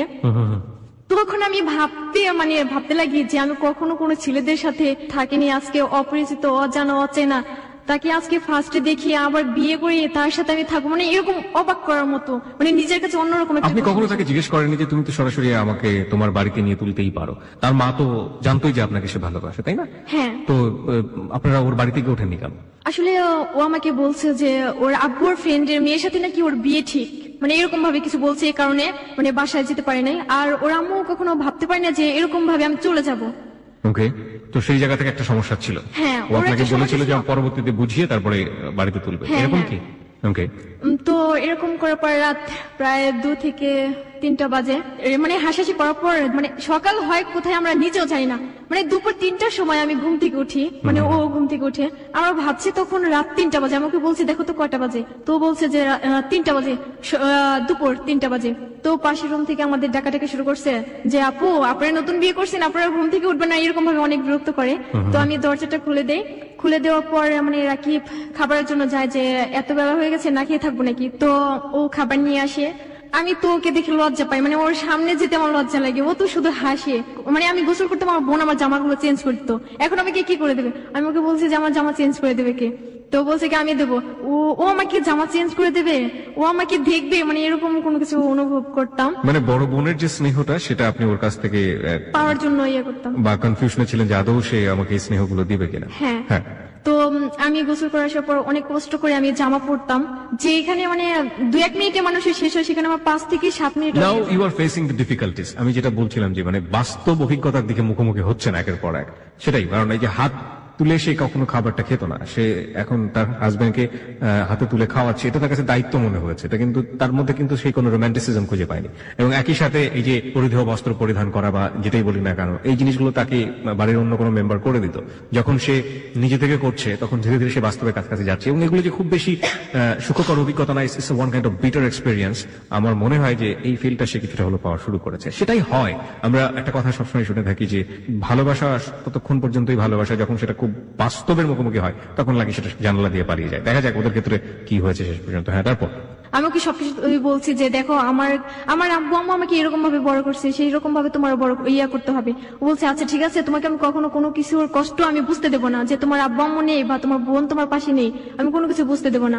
এরকম ভাবে কিছুদিন কাটে। 25 তারিখে, যেটা নভেম্বরের, সেদিন মানে আমি বাসা থেকে 2টা ড্রেস নিয়ে যাই, যেটা পরাছিলাম আর একটা। তো ওকে আমি বলছি আমার নতুন জামা কিনে দিতে হবে, বলছে আচ্ছা ঠিক আছে কাল কিনে দেবো। সেদিন আমি ওর সাথে সকালবেলা থেকে ঝগড়া করি। সবসময় জানতাম বিয়ে মানে তো মানে নতুন জামা পরা বা ঘুরতে যাওয়া, এরকম কোনো কিছু মনে করতাম। তো সেদিন আমি মানে ও শুধু হাসতো, আমি ওর সাথে আরো ঝগড়া করতাম যে তুমি হাসো, আমার অনেক খারাপ লাগে তুমি হাসো, আমাকে নতুন জামা কিনে দিতে হবে। বলছে আচ্ছা ঠিক আছে নতুন জামা কিনে দেবো। মানে 25 তারিখে সকালবেলা 7টার দিকে আমরা বের হয়ে আসি। এত সকালবেলা তো কোনো দোকানপাট বা কোনো মার্কেটে খোলে না, জামা কাপড় না কিনে দিয়ে চিড়িয়াখানায় নিয়ে যায়। সেখানে গিয়ে তো কিছুক্ষণ থাকার সেখানে পর- গিয়ে দেখা যাবে যে কি সুন্দর জামা কাপড় ছাড়া জীবজন্তু বসবাস করছে, ওরা থাকছে, তো আমরা কেন থাকতে পারবো না? ওকে, তারপর সেখান থেকে আমি বলছি তুমি আমাকে এখানে নিয়ে আসলে কেন? বলে দোকানপাটটা এখনো খুলে নেই, তোমাকে কি কিনে দেবো? তো আমি বলছি এখান থেকে চলে যাও। আমি ওর সাথে কথা বলি না যে আমাকে নতুন জামা কিনে দেওয়ার কথা বলে বাসা থেকে বের করে নিয়ে আসছে, এখন আমাকে নতুন জামা কেন কিনে দেবে না? তো বাসায় আসার পর ওর সাথে আমি আর কথা বলি না যে আমাকে নতুন জামা কিনে দেবে না। আমার নিজের গায়ের মানে যে জামাটা ছিল সেই জামাটা আমি ছিঁড়ে ফেলি যে নতুন জামা পাওয়ার জন্য। তো ও বলেছে তুমি কি পাগল হয়ে গেছো, 2টা দিন ওয়েট করো যে তোমাকে কিনে দেবো। আমি বলছি আজকে কিনে দেওয়ার কথা বলছে, তুমি আজকে কিনে দাও না, আবার কবে কিনে দেবে? তো ও আমার দিকে অনেক রাগান্তি ভাবে তাকাই থাকে। আমি তো আরো ভয় পাই, মানে ওকে দেখে ভয় পেতাম, আবার সাহসও ছিল অন্যরকম। যতটা আমাকে শাসন করবে ততটা যেন আদর করবে, মানে এরকম ভাবে ভাবতাম। ওকে, তো ওর একটা ফ্রেন্ড মানে যে রাজীব, সে আমাকে ফোন করে, আসলে ও বিশ্বাস করে না যে আমরা বিয়ে করব। তো আমি রাকিবের ফোন দিয়ে ওকে ফোন করি, আমি বলছি ভাইয়া এখন তো বিশ্বাস করবেন যে আমি ওকে বিয়ে করছি?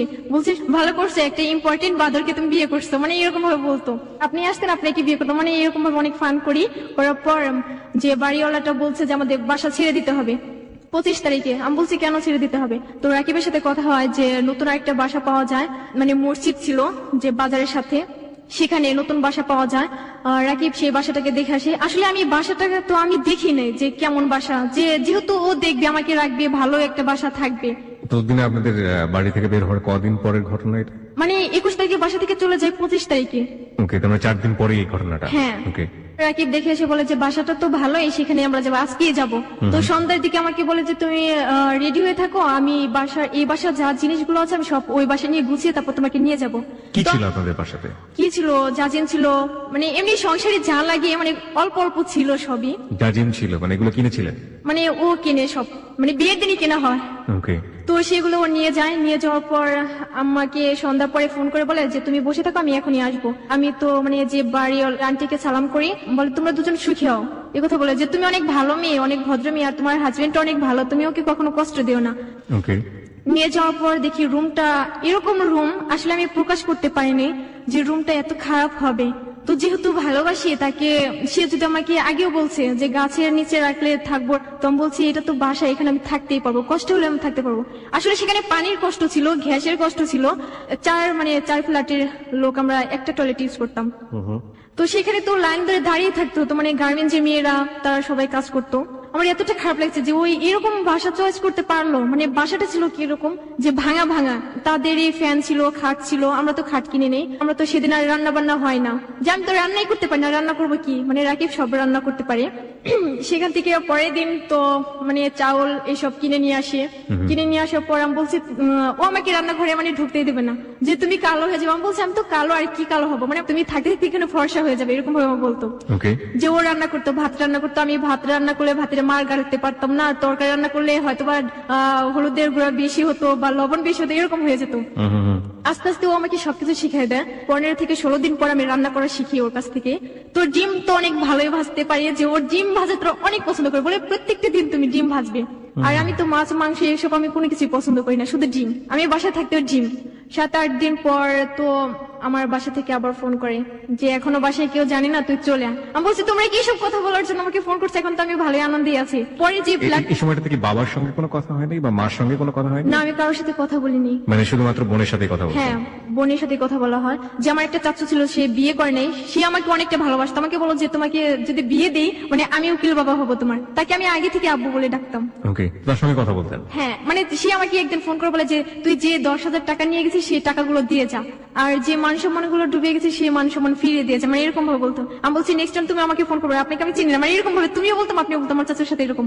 তো এরকম করার পর মানে 8 থেকে 9 দিন যাওয়ার পর তো অনেক ভালো কাটে। এরকম সময় আমি কখনো মানে কল্পনা করতে পারিনি যে এরকম সময় আসবে, কেউ আমাকে এতটা ভালোবাসবে। বাসা থেকে বের হলে বা বাসা মানে আসলে এরকম ছিল যে কিছু করবে। যদিও আমরা বুঝতে পারছি যে কোন দিকে যাচ্ছে, কিন্তু তারপরে ওই সময়টা চমৎকার একটা সময় ছিল, সেটা আপনার কথার মধ্য দিয়ে সবকিছু দিয়ে ফুটে উঠছে। কিন্তু একটা কথা আছে যে অকাল পরিপক্কতা, মানে যখন যে সময় যেটা দরকার সেটা যদি সেই সময় না গিয়ে একটা বিপরীত সময় যায়, কিংবা তার আগে চলে যায়, পিছিয়ে চলে যায়, কিন্তু সেই জিনিসটা না শেষ পর্যন্ত ঠিক মতো কোনো ভালো রেজাল্ট বয়ে নিয়ে আসে না। এটার পরিণতি যে ভালো হবে না সেটা আমরা ধরে নিতেই পারি, কিন্তু কথা হচ্ছে যে কি পরিণতি হয়েছিল, যে কারণে আজকে 8920-তে হিমা এসছে। চলুন তারপর। মানে কিছুদিন আমাদের লক্ষ্য করে যে ফ্ল্যাটে আমরা ছিলাম, পাশের মানে ফ্ল্যাটের লোক যারা আমাদের সাথে ছিল ভাড়া থাকে, তো তারা আমাকে বলে যে তোমাকে অনেকদিন যাবত লক্ষ্য করছি যে তোমার হাতে চুড়ি বা নাকে ফুল কেন তোমার হাজবেন্ড তোমাকে দেয়নি। তো আমি বলছি শহরে মেয়েরা এসব করে না, আসলে তখন আমার নাক ফুটানো ছিল না ওরকম ভাবে। বলে তুমি কি চাও তোমার হাজবেন্ডের অমঙ্গল হোক? আমি বলছি কেন চাবো? বলে আচ্ছা ঠিক আছে, যদি না চাও তাহলে তুমি তোমার হাজবেন্ডকে বলো যে আজকে যেন তোমাকে নাকফুল আর হাতে চুড়ি এনে দেয়।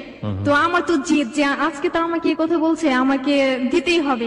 বাসায় আসার পর আমি তো মানে গুমরা মুখ করে বসে থাকি। তো আমি বলছি যে তুমি আমাকে হাতের চুড়ি আর নাকফুল না এনে দেওয়া পর্যন্ত আমি তোমার সাথে কথা বলবো না। পরে সেদিন রাতে আমাকে মানে নাকফুল দেয়, হাতের চুড়ি দেয়, মানে দেওয়ার পরে আমি শুধু ওকে বলছি যে আমার নাক ব্যথা, তুমি আজকে আমাকে ধরবে না। বলে আজকে ঠিক তোমাকে বউর মতো মনে হয়, যে তুমি সত্যি আমার বউ। এরকম ভাবলে মানে কাটে। তো ওর আম্মু ফোন করে বলে যে এতদিন বাসার বাইরে থাকতে হবে না, তুই বাসায় চলে আয়, ওকে নিয়ে আয়। আমি বলছি না, আমি যাবো না, আমার লজ্জা করে। আমি আমার আম্মুর সাথে কথা বলি সেদিন রাতে, মানে 20 দিনের রাতে। তো আমার আম্মু তো মানে আমার সাথে কথা বলার জন্য পাগল হয়ে যায় যে আমার সাথে কথা বলবেই সেদিন। তো আমার বোন বলে যে দেখ তুই একটা কথা বল, আম্মুর সাথে একটা কথা বল। তো আমি সেদিন আম্মুর সাথে কথা বলি, তুমি আমাকে দেখতে আসবা। আমার আম্মু বলছে তোকে একদিন না দেখে থাকতে পারি না, তুই এতদিন কি করে থাকিস? তো আমি বলছি তুমি আমাকে দেখতে আসো। এখন আমার আম্মু বলছে তোর শ্বশুর বাড়ি থেকে কি সবাই আসছিল, তোকে দেখছে? তো রাকিব আমাকে শিখাই দেয় যে হ্যাঁ বলো যে দেখতে আসছিল। তো আসলে ওর ইয়াটা আমি বুঝি নেই। তো আমি আমার আম্মুকে বলছি হ্যাঁ দেখতে আসছিল, সবাই আমাকে দেখে আমি আমার শ্বশুর বাড়িও যাই। তারপরের দিন আমার আম্মু আর আমার চাচু, আমার আব্বু জানে না যে আমার আম্মু আসবে আমাকে দেখার জন্য। তো আমার ছোট চাচু মানে আমার যে মানে উকিল আব্বু বলতাম, সে আব্বুটা আর আমার আম্মু আসার পর দেখি অনেক মানে পিঠা এসব নিয়ে আসার পর রাকিব তাদের নিয়ে মানে বাসায় নিয়ে আসি। সেদিন আমি ঘুমেছিলাম, ফোন করে বলছে যে হিমা তুমি উঠো, যে তোমার আম্মু আসছে। আমাকে আবার এরকম একটা বাধা দেয় যে ও যখন নাকি বাসা থেকে বের হবে আমি যেন সিঁড়ির নিচে না যাই, যে যদি যাই আর ওর বুকের উপর দিয়ে হেঁটে যেন যাই, এরকম ভাবে আমাকে বাধা দিত। তো দরজার সামনে আমার আম্মু এসে আমার জড়িয়ে ধরে অনেক কান্নাকাটি করে। তো আমি অনেক কান্নাকাটি করে আম্মুকে মানে রুমের ভেতর নিয়ে আসি। তো আমার আম্মু চলে যাওয়ার আগে রাকিবকে 2000 টাকা দেয়। 2000 টাকা দিয়ে চলে যায়। চলে যাওয়ার কিছুদিন পর রাকিব আমাকে বলে যে আজকালকার ফকিনের ঘরে মেয়ে তো বিয়ে করলে পরে 2000 টাকা কেউ দেয় না, 6-7 হাজার টাকার নিচে। মানে এরকম ফার্স্টে এই কথাটা বলে, আমার এতটা খারাপ লাগে। আমি বলছি তুমি আমাকে এই কথাটা বলতে পারলে? আচ্ছা তোমার আম্মু আমাকে কি দিচ্ছে? মানে এইসব নিয়ে একটু ঝগড়াঝাটি হয়। সেদিন ওর সাথে আমি কথা বলি না। পরের দিন সকালবেলা ও চলে যায়। 2 দিন পরে বাড়িতে তো আপনি গেলেন, রাইট? হ্যাঁ। বাড়িতে যাওয়ার পরে আপনার প্রতিবেশীদের রিয়াকশন কেমন ছিল? মানে তারা আমাকে কিছু বলেনি। আপনার হাজবেন্ডকে সাথে করে নিয়ে গেছেন? হ্যাঁ। কিন্তু আপনার আব্বা কোনো কিছু বলেনি? আসলে আমি আমার আম্মুর সাথে যাইনি তখন। তাহলে তার কিছুদিন পরে আমরা যাই। আমি আম্মুকে সেদিন বলে দিই যে আব্বুকে যেন ম্যানেজ করে। আমার আবার মাথায় যাওয়ার পরে বাবা কি বলছিল? মানে বাবা কিছু বলেনি, কারণ আমার তো মাথায় প্রবলেম ছিল, টিউমার ছিল মাথায়। আপনার আগে থেকে টিউমার ছিল? মানে 2010 সাল থেকে আমার মাথায় টিউমার। তো ডাক্তার বলছে যে আমার যদি এটা এইভাবে মানে সেরে যায় তো সারবে, আর যদি না যায় তাহলে 6 মাসের গ্যারান্টি যে আমি বাঁচতে পারবো।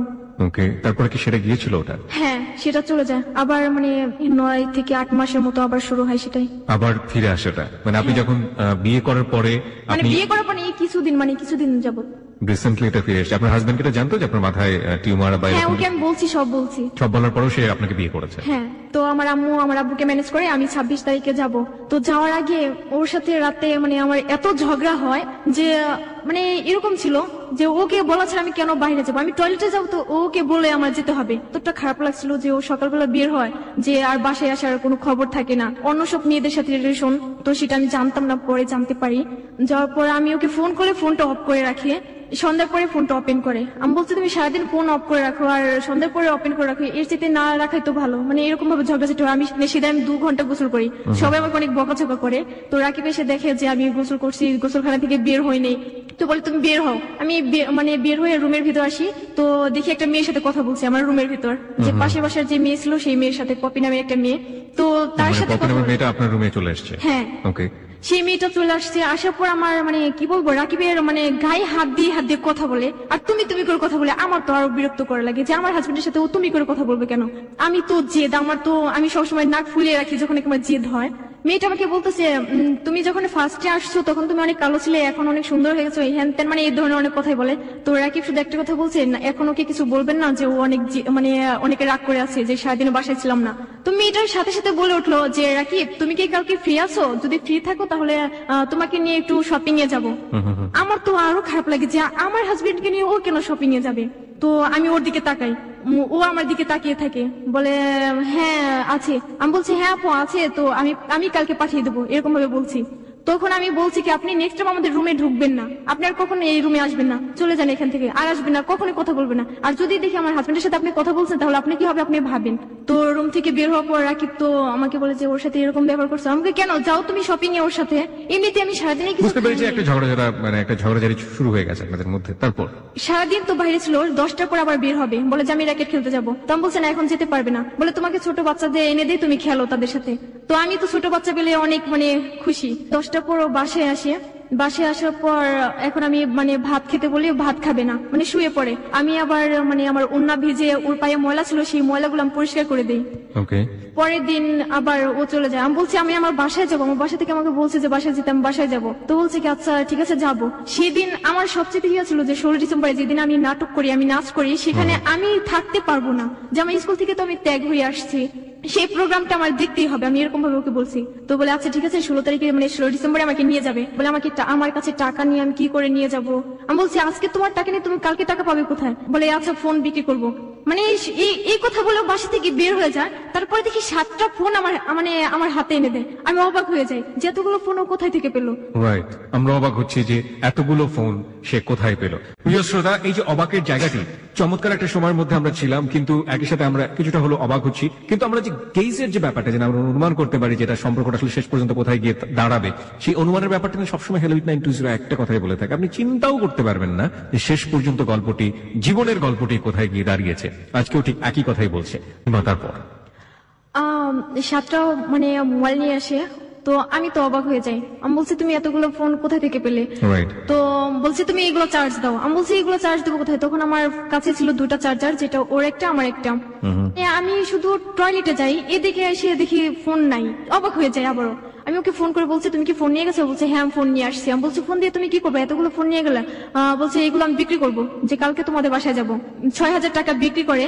তো আমি বলছি টাকাগুলো কি এখনই নিয়ে আসবো? বলে হ্যাঁ এখনই নিয়ে আসবো। তো টাকাগুলো না নিয়ে একটা ফোন শুধু হাতে নিয়ে চলে আসে। আমি বলছি ও ফোন তুমি কোথায় পেলে? মানে সেদিন থেকে আমার সাথে তুই করে কথা বলে, যে বলে সেটা কি তোকে বলতে হবে? বলে না এত কিছু জানার দরকার নেই, তোকে সবকিছু দিতে হবে। যা দেখি আমি শুধু অবাকই হয়ে যাই। তো যে ও খাওয়া দাওয়া করার পর ঘুমিয়ে পড়ে, তো আমি প্যান্টে হাত দিয়ে দেখি ওর প্যান্টের ভিতরে ছুরি। ওকে ওকে। আমি নিজেকে নিজে মানে প্রশ্ন করি যে ওর কাছে ছুরি থাকবে কেন? মানে ওইটা আমি সরাই ফেলি সকালবেলা, সরিয়ে মানে ওর প্যান্ট আলাদা রাখি, ও যেভাবে রাখি সেভাবেই রাখি। সকালবেলা হয় আমাকে বলে যে আমার ফোনটা কোথায়? আমি বলছি তোমার ফোন তো চার্জে ছিল। তো ফোনটা নিয়ে ও মানে ওর একটা ফ্রেন্ডকে ফোন করে, মানে এরকম কোন কিছু বলছে আমি একটু একটু শুনি যে মানে ওরা মানে ছুরি দেখিয়ে রাস্তাঘাটে যদি কোনো মেয়ে থাকে বা কোনো ছেলের সাথে, তো সেই ছেলেটাকে হুমকি দিয়ে তার কাছে ফোন বা মেয়েটার কাছে যদি কোনো টাকা থাকে সেই টাকাগুলো নিয়ে আসে। Now come to the point. Okay. This track was downloaded from FusionBD.com. তারপর তো পরের দিন সকাল হয়, পর আমরা আমার বাসার দিকে রওনা হই। তো 26 দিনের দিন। তো বাঁচে আসার পর বলছে কিভাবে যেতে হয়, কিভাবে যাব। তো আমি বলছি কিভাবে যেতে হয় সেটা আমি তো ভালো করে জানি, তুমি শুধু আমার সাথে যাবা। দেখি আমাদের বাসার গেটের সামনে আমার বোন, আমার চাচাতো বোন দাঁড়িয়ে আছে সবাই। আমার বোন তো আমাকে জড়িয়ে ধরে কান্না করে। তো আমি বাসায় যাই, যাবার পর দেখি আম্মু অনেক ধরনের, আমি অবাক হয়ে যাই, আমার আম্মু এত ধরনের রান্না করে যে আমি যাবো বলে বাসায়। পিঠা, পোলাও, মানে এরকম অনেক কিছু রান্না করে। আমাকে অনেকে দেখতে আসে, আমার বান্ধবীরা আম্মুরা, মানে আমার কাকি যারা আছে সবাই আমাকে দেখতে আসে। আমি তো হাসি, আমার লজ্জা করে, তখন আমি হাসছি। চাচাতো ভাইয়েরা বলে যে তোকে না সেদিন আমি হাফ প্যান্ট পরে ঘুরতে দেখি, তুই আজকে বিয়ে করে ফেললি, মানে এরকম ভাবে বলছিলাম। যাওয়ার পরের দিন শুনি যে আমার বান্ধবী রিমার ওর বিয়ে ঠিক। তো আমাকে বলছে যে তুই থাকবি, গায়ে হলুদের দিন আমরা আবার চলে আসি। মানে যেদিন আসি মানে ওই দিন রাতে ওর সাথে আমার ঝগড়া হয়, প্রচন্ড ঝগড়া। যে ঝগড়া আমাকে এতটা মারছে, মানে মারতে আমি অজ্ঞান হয়ে পড়ি, যে আমি কথা বলতে পারি না 3 দিনের মধ্যে, যে আমার চোখের নিচে মানে রক্ত জমে যায়, এরকম ভাবে আমার ইয়ে করছে। তো ফোনটাও ভেঙে ফেলি আর কি জিদে। এদিকে আমার আম্মু আব্বু যে আমাকে ফোন করছে, যে টেনশনই আছে যে ফোনটা কেন অফ করে রাখবে, ওষুধ খাওয়ার পর মানে আমি কথা বলতে পারি। তো আমি বলছি তুমি আমাদের বাসায় একটা শুধু ফোন করে দিও, যে আমার ফোনটা নষ্ট হয়ে গেছে এই কারণে আমি কথা বলতে পারি না। বলে আচ্ছা ঠিক আছে আমি বলবো, ফ্যাক্সিলিটির দোকান থেকে কথা বলবো। আসলে তখন ওরা কথা বলেনি আমার আম্মুর সাথে। কথা না বলার কারণে 26 তারিখে মানে সকালবেলায় দেখি আমার আম্মু এসে হাজির। আমার আম্মু তো সন্দেহ করে যে ও কি তোকে মারধর করছে, মানে তোর চোখে নিচে কি হয়েছে। তো আমার মানে হাতটা টেনে ধরে রাখি, আমাকে পিছনের দিকে এনে ওর সামনের দিকে গিয়ে বলে ওর সাথে দুষ্টুমি করতে গিয়ে ও খাটের সাথে ব্যথা পায়। আমি তখন কিছু বলি না, আমি বাইরে এসে মানে আমি কান্না করি যে ও আজকে আমার আম্মুকে কি বলছে, এত মিথ্যে কথা বলছে। সবসময় বলে যে যাকে আমি ভালোবাসি তার হাত ধরে চলে আসছি, সে যদি আমাকে আরো আঘাত করে সেটা আমি সহ্য করতে পারবো। এটা ছিল আমার। আব্বু আমাকে 1000 টাকা দিয়ে চলে যায়। সেই 1000 টাকা আমার আব্বু চলে যাবার সাথে সাথে রাকিব আমার কাছ থেকে টাকাগুলো নিয়ে যা। আমি বলছি তুমি আমার কাছ থেকে টাকা নিয়ে যাবে, এই টাকা তো আমার আম্মু দিছে। ঘরে মানে চাউল ছিল না, কোনো কিছু খাবার দাবার কিছুই ছিল না। 2 দিনের মধ্যে ও বাসায় আসে না। হ্যাপি নিউ ইয়ারের দিন বলে যে আফিয়া নামের মেয়ের সাথে আমার রিলেশন ছিল, ওর সাথে আমি কালকে ঘুরতে যাবো। আমি বলছি তুমি আমাকে না নিয়ে ওকে নিয়ে যাবে কেন? বলছি না ও তো জানে না আমি বিয়ে করছি, আর যদি জানতে পারে তাহলে আমাকে মেরে ফেলবে, ওর চাচুরা অনেক খারাপ। আমি খুব অবাক হচ্ছি, আপনার মা জানলো, আপনার ফ্যামিলি জানলো যে ছেলেটাকে আপনি বিয়ে করেছেন, সেই ছেলেটাকে আপনি বাড়ি যাচ্ছেন, তো আপনার বাবা মা একটা স্টেপ নিবে না ওই ছেলের পরিবারে গিয়ে যোগাযোগ করার, ওই ছেলের পরিবারে কে আছে জানার? চেষ্টা করবে না? আসলে চেষ্টা করবে। আমাকে সবসময় এরকম ভাবে ধমকি রাখতো যে তুমি সবসময় বলবা যে আমার ফ্যামিলির সাথে তোমার ভালোই রিলেশন আছে, বা আমার আম্মু এসে তোমাকে দেখে যায়। ও আমাকে যেটা বলতো আমি সেটাই করতাম। আপনি ফ্যামিলিতে এটা বলতেন? সমস্যা কি? আপনার বাবা মা যেতেই পারে আপনার শ্বশুর বাড়িতে, সেটা রাকিব স্টপ করতো কেন? মানে স্টপ করতো কেন সেটা মানে ও আমাকে বলছে আমাদের বাসাটা 6 তলা বিল্ডিং, আসলে সেটা ছিল না, এই কারণে। আপনার বাবা মা রাকিবের সাথে সরাসরি কথা বলতো না যে আমরা তোমার বাবা মার সঙ্গে কথা বলতে চাই, দেখা করতে চাই? হ্যাঁ বলতো, যে আমার আম্মু যদি এই কথা বলতো, অন্য কথা বলে আমার আম্মুকে ভুলে ফেলতো, এরকম শুনছিল। আপনার বাবা রাকিবের সাথে কোনো কথা বলেনি? বেশি কথা বলতো না ওর সাথে। আপনার সাথে কথা বলতো না? আপনাকে তো অনেক আদর করতো। হ্যাঁ, আমার সাথে কথা বলতো। ওকে, তারপর? হ্যাপি নিউ ইয়ারের দিন, ওই দিন সারাদিন ও মেয়েটার সাথে ঘুরে, তো ফোন টোন সব অফ করে রাখে। এদিকে যে আমি না খেয়ে আছি সেটাও দেখার ছিল না, যে এরকম কষ্ট ছিল যে এখানে পানিও ছিল না, যে আমি এক গ্লাস পানি খাবো, পেটের ব্যথায় মানে উঠতে পারি না বিছানা থেকে, যে দুদিন কাটে আমার এরকম ভাবে। মানে আজকে ধরেন সকালবেলা বের হয়েছে, পরের দিন বিকালবেলা চলে আসছে, মানে দুদিনই প্রায় হয়ে যায়। তো আসে না, আমি ওর আম্মুকে ফোন করছি, বলছি মা আপনার ছেলে তো এখন আসে না, একটু তাড়াতাড়ি আসতে বলেন। বলে আচ্ছা ঠিক আছে, আমি বিকালে পাঠিয়ে দেবো। এরকম করতে করতে সন্ধ্যার পরে বাসায় আসে, বলে যে তোর কি হয়েছে, তুই এত ফোন করিস কেন? সেদিন আমাকে অনেক মারধর করে, শুধু শুধু আমাকে মারছো কেন? বলে যে আমার টাকা লাগবে, এখন আমার টেনশন, আমার মাথায় অনেক টেনশন। আমি বলছি টাকা দিয়ে তুমি কি করবা? মানে এক এক সময় এক এক ধরনের কথা বলে, যে একটা কিছু করতে হবে, আমার কাজ আছে, আমি এটা করবো। আমার বলে আমার সেমিস্টারের ফিস দিতে হবে, মানে এরকম ভাবে বলছে। তুমি তোমার আম্মুর কাছে টাকা চাও, তখন আমাকে মানে ভালোবাসার একটা দেখায় যে তুমি তোমার আম্মুর কাছে টাকা চাও। আমি বলছি না, আমি এখন আমার আম্মুর কাছে আমি টাকা চেতে পারবো না। আচ্ছা আচ্ছা ঠিক আছে, তোর টাকা লাগবে, তোর টাকা নিয়ে তুই থাক। এরকম করে বাসা থেকে বের হয়ে মানে সিগারেট নিয়ে আসতো, যে আমার সামনে সিগারেট খেতো। আমি আবার ওইসব পছন্দ করতাম না, তো আমি বলছি তুমি এসব করবা না, আমি আমার বাসা থেকে আমি টাকা চাইবো। তো সাথে সাথে আমি ফোন করি আমার বাসায়, আমার আম্মুকে বলছি আমাকে 50,000 টাকা দিতে হবে। তো আম্মু তো বলে যে তোর আব্বু কি শুনবে? তখন আমি বলছি আমার মাথায় আবার টিউমার হয়েছে, ওর কারণে আমি মিথ্যা কথা বলি আমার আব্বু আম্মুর কাছে। আর রাকিব আমার আম্মুকে বলছে তখন আমি সেমিস্টার ফিস দেবো, আমার এই পরীক্ষাটা শেষ হলে পরে তারপর আমি যে কোনো একটা জব করবো, এরকম ভাবে বলতো। আম্মু বলে আচ্ছা ঠিক আছে, কালকে সকালবেলায় চলে আসো। যেদিন যাবো সেদিন থেকে রাকিব আমাকে বলে যে তোমার আব্বুকে বলো তুমি টাকা দিতে বলো, যদি তুমি আমার সুখ চাও তাহলে আমাকে টাকা দাও, এরকম ভাবে বলি। কাকি এসে আমাকে বলে যে আমার আব্বুকে বলছে ভাইয়া আপনি এই কাজটা কখনো ভুলে করবেন না, যে আপনি ছেলেটাকে চেনেন না, অচেনা অচেনা হয়তো বা এখনো ভালোবাসা দেখাচ্ছে, হিমাকে ভালোবাসে, পরে যদি এরকম না হয়, যদি ছেলেটা চলে যায় তখন কি হবে? আম্মু তো আমার কান্না তো সহ্য করতে পারে না, আমার আম্মু তো আমার আব্বুকে ম্যানেজ করে ফেলছে যে টাকা দিতেই হবে। যে এরকম আমরা 5 থেকে 7 দিন থাকি, থাকার পর আমার আব্বু টাকা দেয় 20,000 টাকা। মানে যেদিন টাকা দেয় সেদিন আবার আমাদের বাসা আবার অনুষ্ঠান ছিল, আমার ফুপ্পিরা সবাই আসে।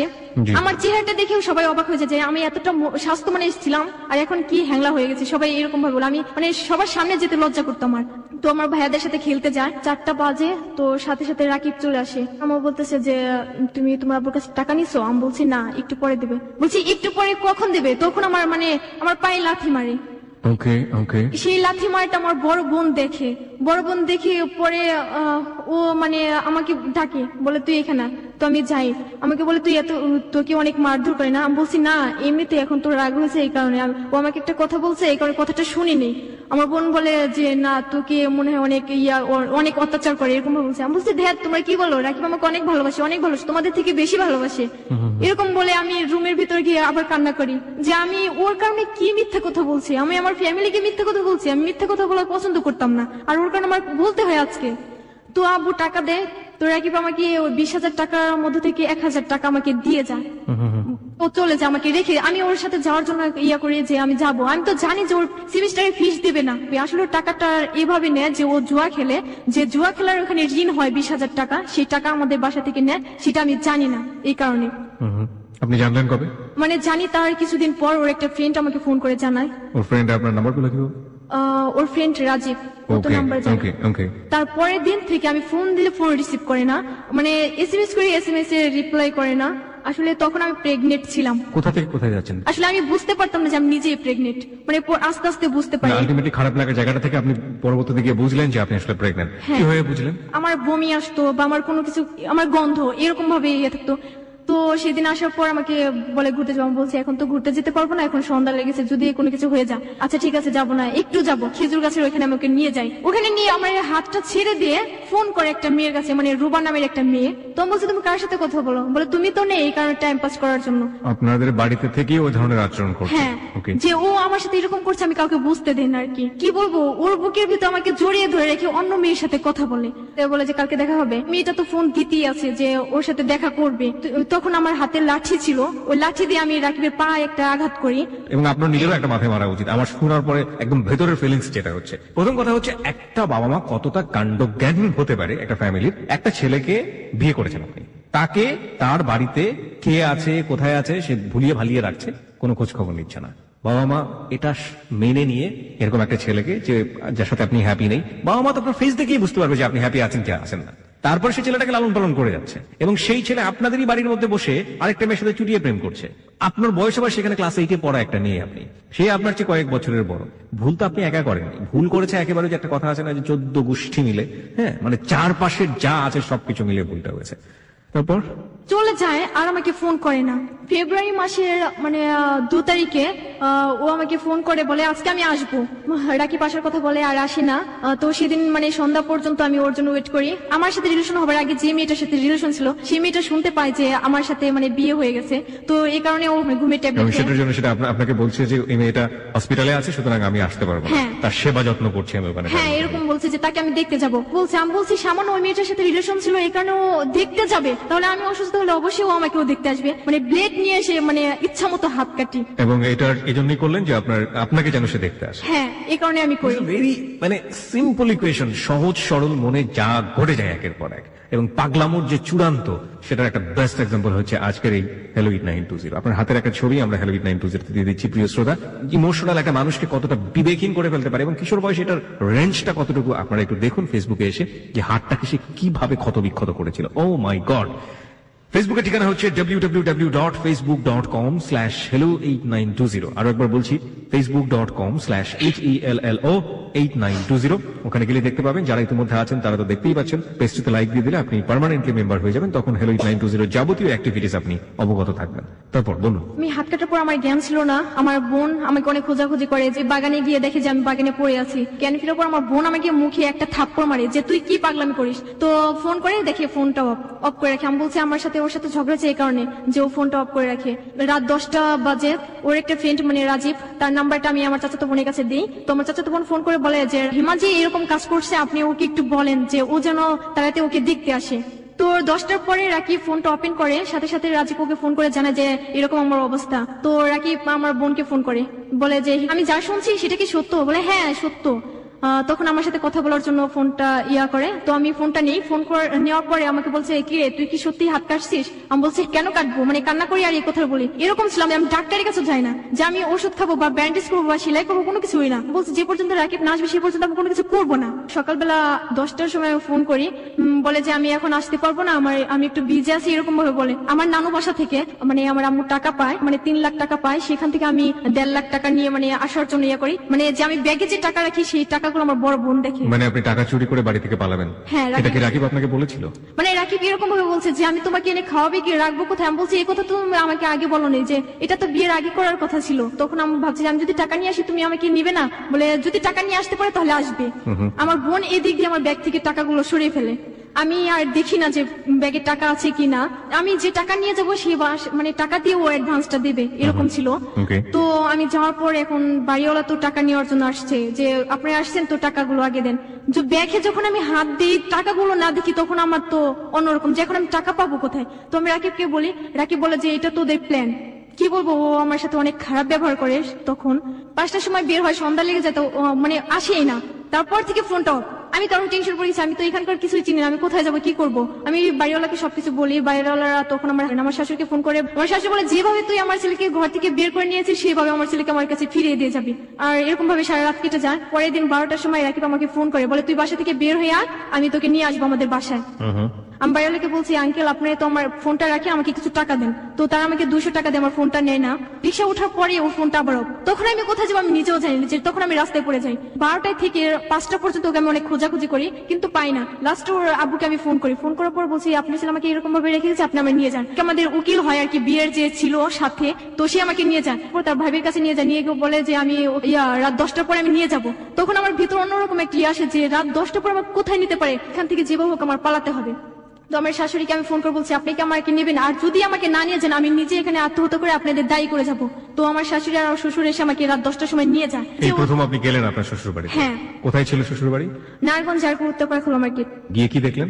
মানে ছোট একটা বিল্ডিং এর মতো আর কি তোলা, যে টিন শিট করলে আসলে করতে পারে। কয়জন ফ্যামিলি মেম্বার ছিল ওখানে? মানে ওরা 4 ভাই বোন, ওরা আব্বু আমরা।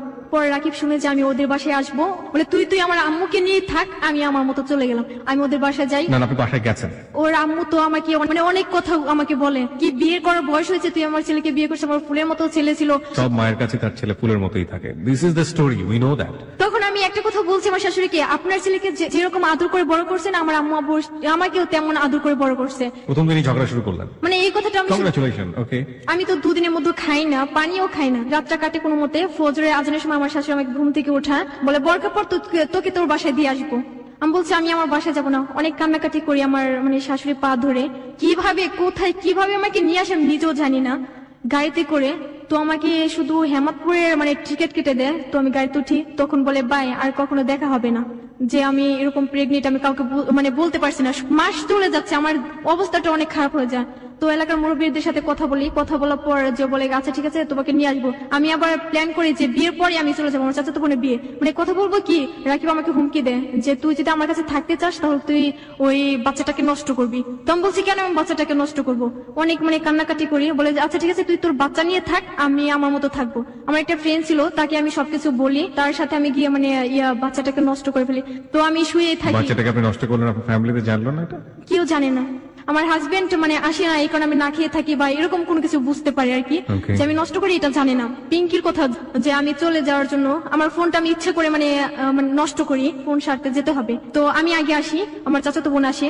আসলে ওর যে গয়নাগুলো ছিল সব ছিল মানে রূপার, কিন্তু স্বর্ণ দিয়ে মানে ধোয়া ছিল। তো ওইগুলো নিয়ে আসে, আমি দেখি নাই যে ও কি নিয়ে আসছে। তো চিনজি নিয়ে আমি চলে যাই গাবতলী পর্যন্ত। গাবতলী রাকিব এসে দাঁড়িয়ে আছে যে আমাকে নেওয়ার জন্য যাত্রাবাড়ি, যে ওইখানে আমরা আবার নতুন করে বাসা ভাড়া নেওয়া হয়। সব টাকা মানে রাকিবই দিয়ে। মানে আপনার বোনটাও পালাচ্ছে আরেকজনের সাথে, তাই তো? হ্যাঁ এরকম। সেই গয়নাগুলো আমার চাচাতো বোন রাকিবের হাতে দেয়। হারটা যে ছিল একটু অংশ নিয়ে বালু দিয়ে মানে ঘষে নিয়ে আসে, বলে দেখো এগুলো সব নকল। মানে যাওয়ার সময় বলে যে আমি তাড়াতাড়ি আসবো, 10টার আগে আসবো। রাকিব যখন নাকি বের হয়ে যায় তখন আমার ভিতর থেকে কেমন যেন মনে হয় যে ওর ফিরে আসবে না, কখনো ওর সাথে আমার দেখা হবে না। তার একটু পরে আমি ফোন করি, ফোনটা অফ। পরে আমি ওদের এলাকার যে বড় ভাই মানে ওদের বাসায় বিচার নিয়ে যায় যে আপনার ছেলে এরকম ভাবে একটা মেয়েকে বিয়ে করছে, আবার এরকম ভাবে রেখে আসছে, এখন মেয়েটার কি উপায়।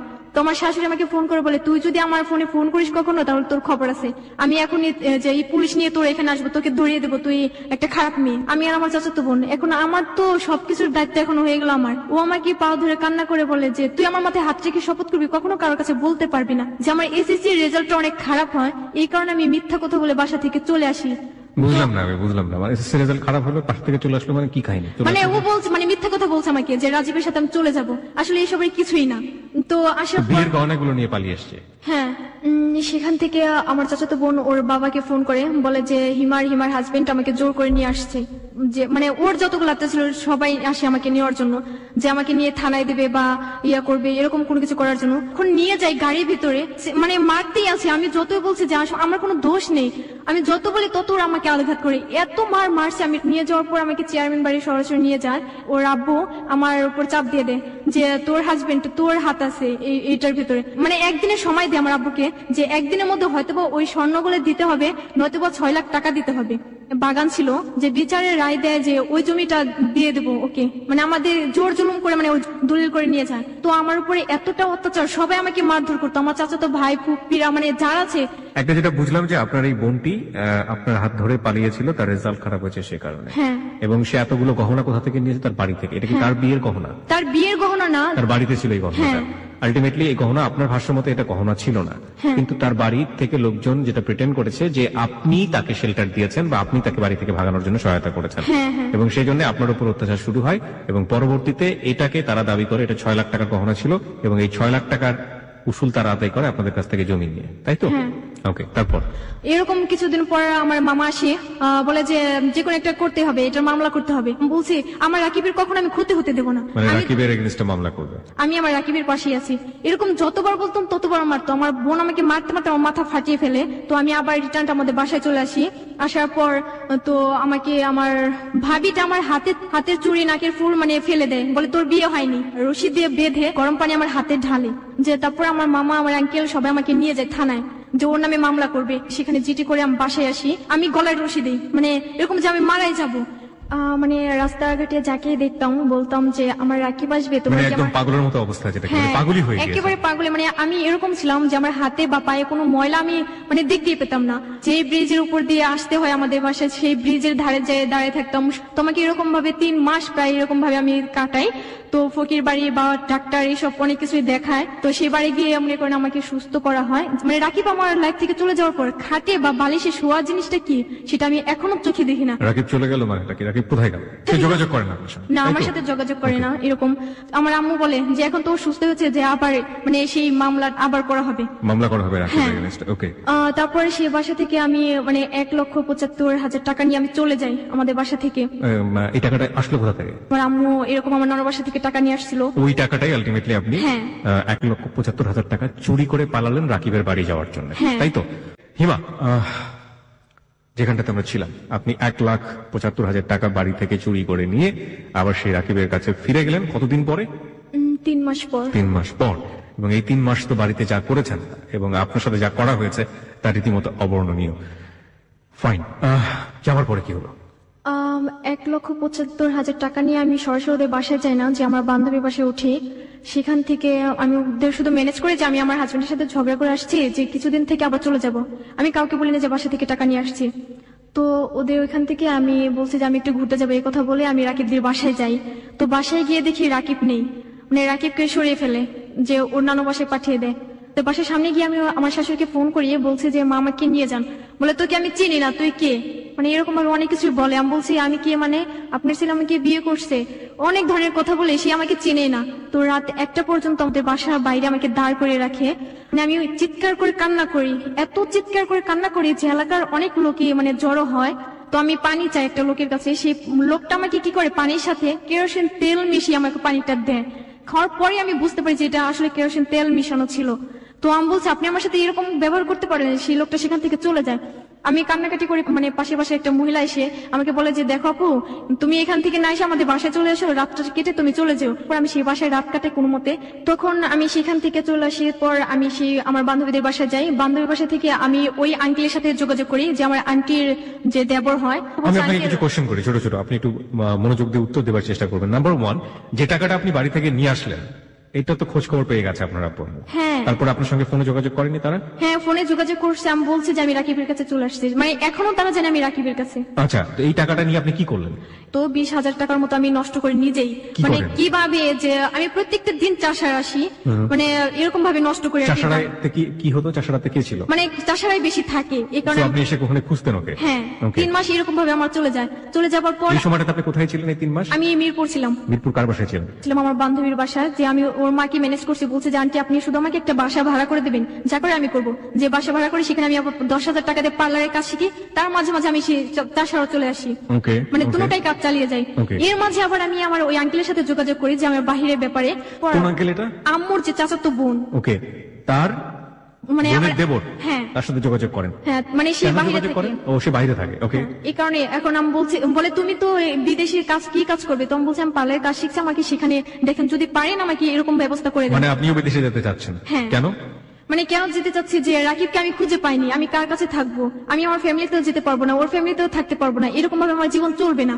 আমি নিজের পায়ে দাঁড়াবো, এরকম ভাবে কোনো ইয়া ছিল, আমার স্বপ্ন ছিল। তো তাদের সাথে আমি যোগাযোগ করে আমি বাহিরে যাই। তখন আমার 70,000 টাকা লাগে। আমার কাছে 90,000 টাকা ছিল। পরে ওই 90,000 টাকা দিয়ে আমি নিজের গয়নাগুলো বানাই, যে ভাবছি যে টাকা যদি থাকে আমার নষ্ট হয়ে যাবে, আমি নিজেও জানি। তো আমার কানের দুল মানে এইসব কোনো কিছু বানাই 90,000 টাকা দিয়েই, যতগুলো হয়। তো বানানোর পর আমি মানে লেবালন তাদের ইয়া দিয়ে চলে যাই। চলে যাওয়ার পর আমার পার্লারে কাজ দেয়। আমি একটা মাস এত ভালো কাজ করি সেখানে। লেবাননে চলে যান আপনি? হ্যাঁ।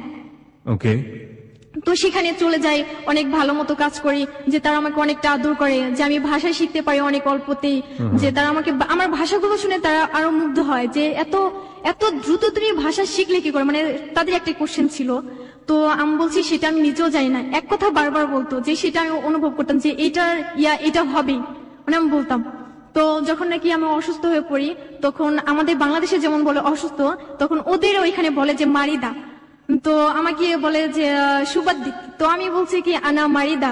তো বলে তখন আমি আবার বলছি যে আনা রাজ হন ওঝা, মানে মাথা প্রচন্ড ব্যথা এরকম ভাবে বোঝাতাম। তো পেট ব্যথা এরকম ভাবে বোঝাতাম।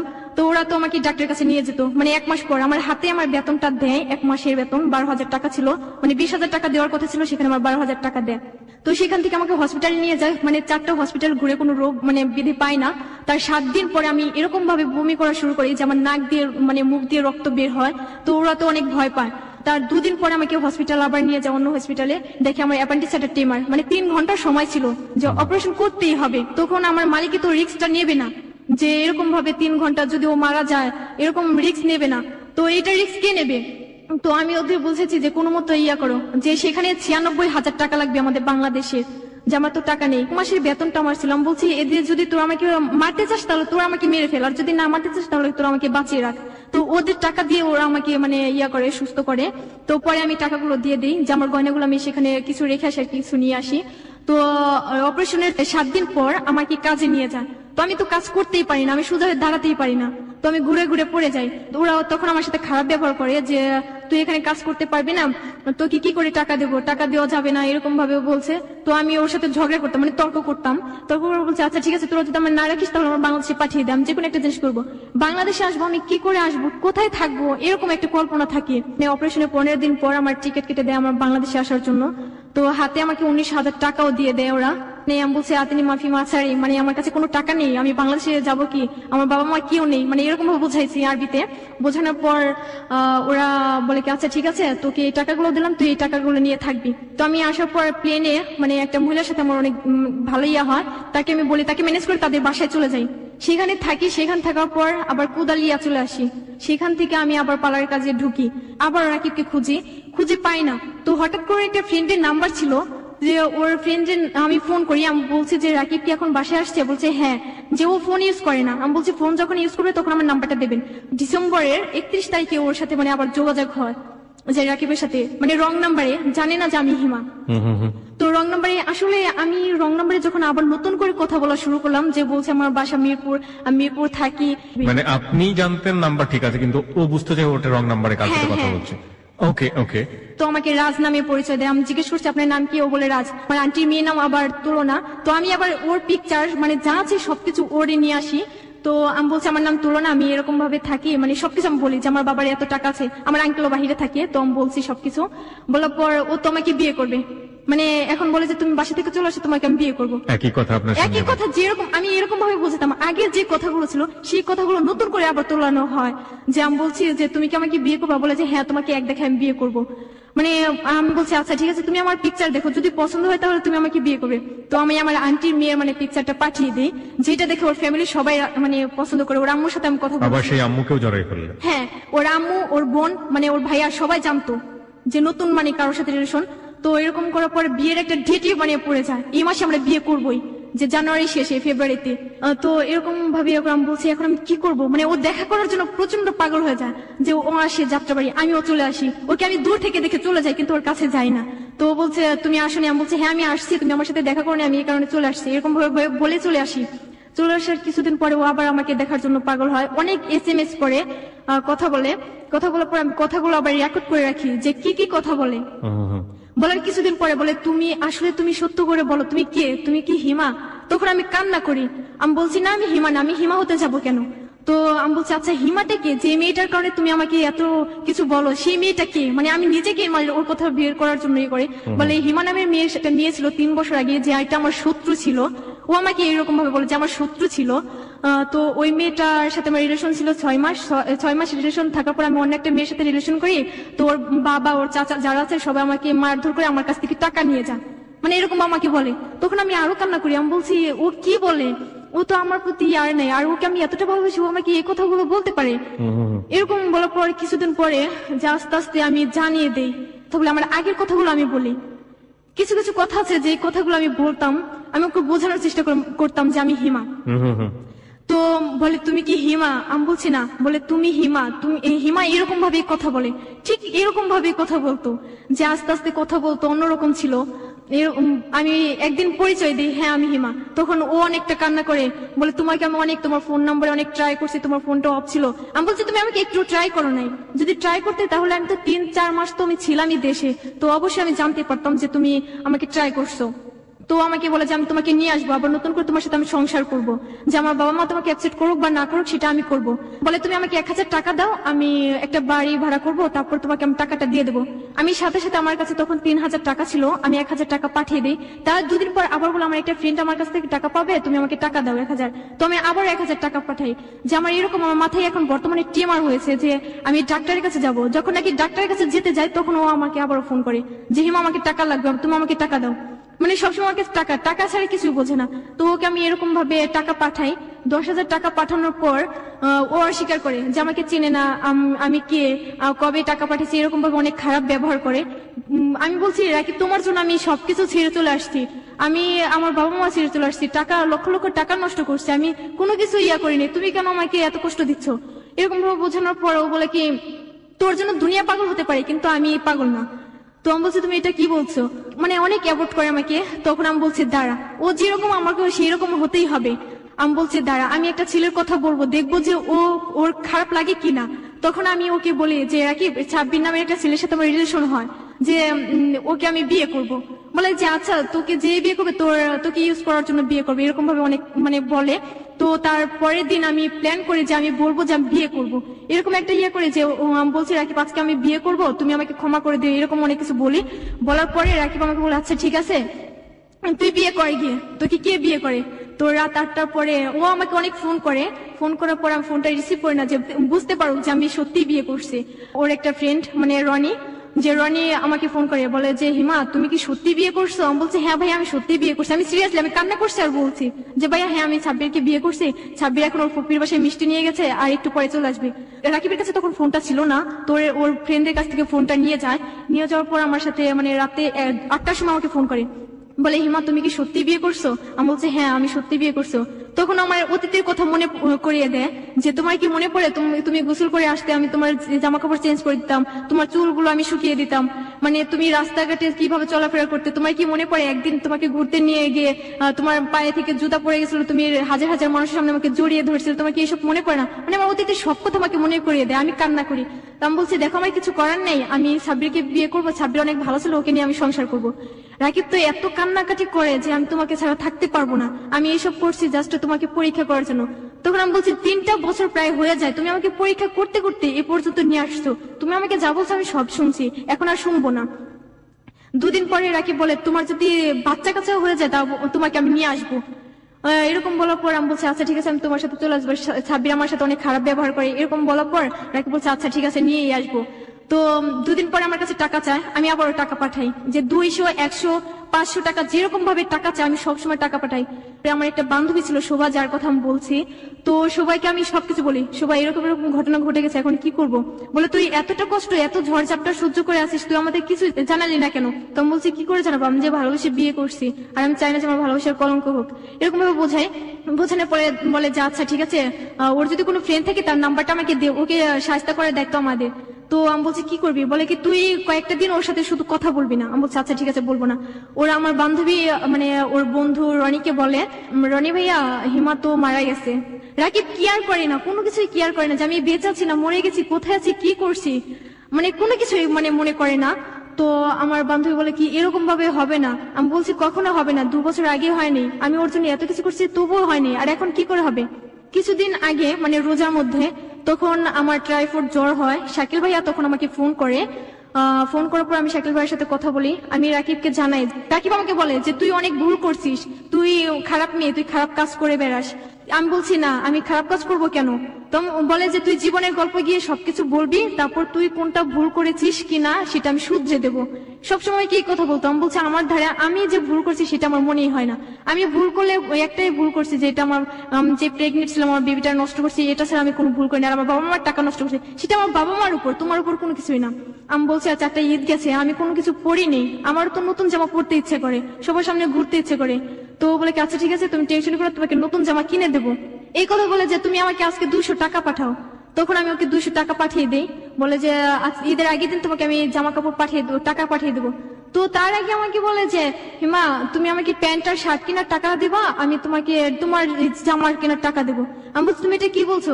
সেই দিন রাতে ওর একটা ফ্রেন্ড ছিল, যে ফ্রেন্ডটা আমাকে এত বিশ্রী ভাষায় কথা বলছে, মানে কি বলবো, যে বলে তুই এই এলাকায় আসবি, এই ছেলেটা এখন ভালো কাজ করছে আর তুই ওকে জ্বালাচ্ছিস, তুই এলাকায় আয়, যে তুই যে দেশের মধ্যে একটা খারাপ মেয়ে সেটা আমরা ছিল লাগিয়ে দেবো, তুই একটা নষ্ট মেয়ে, মানে বিশ্রী ভাষায় ভাইয়া কথাগুলো বলে।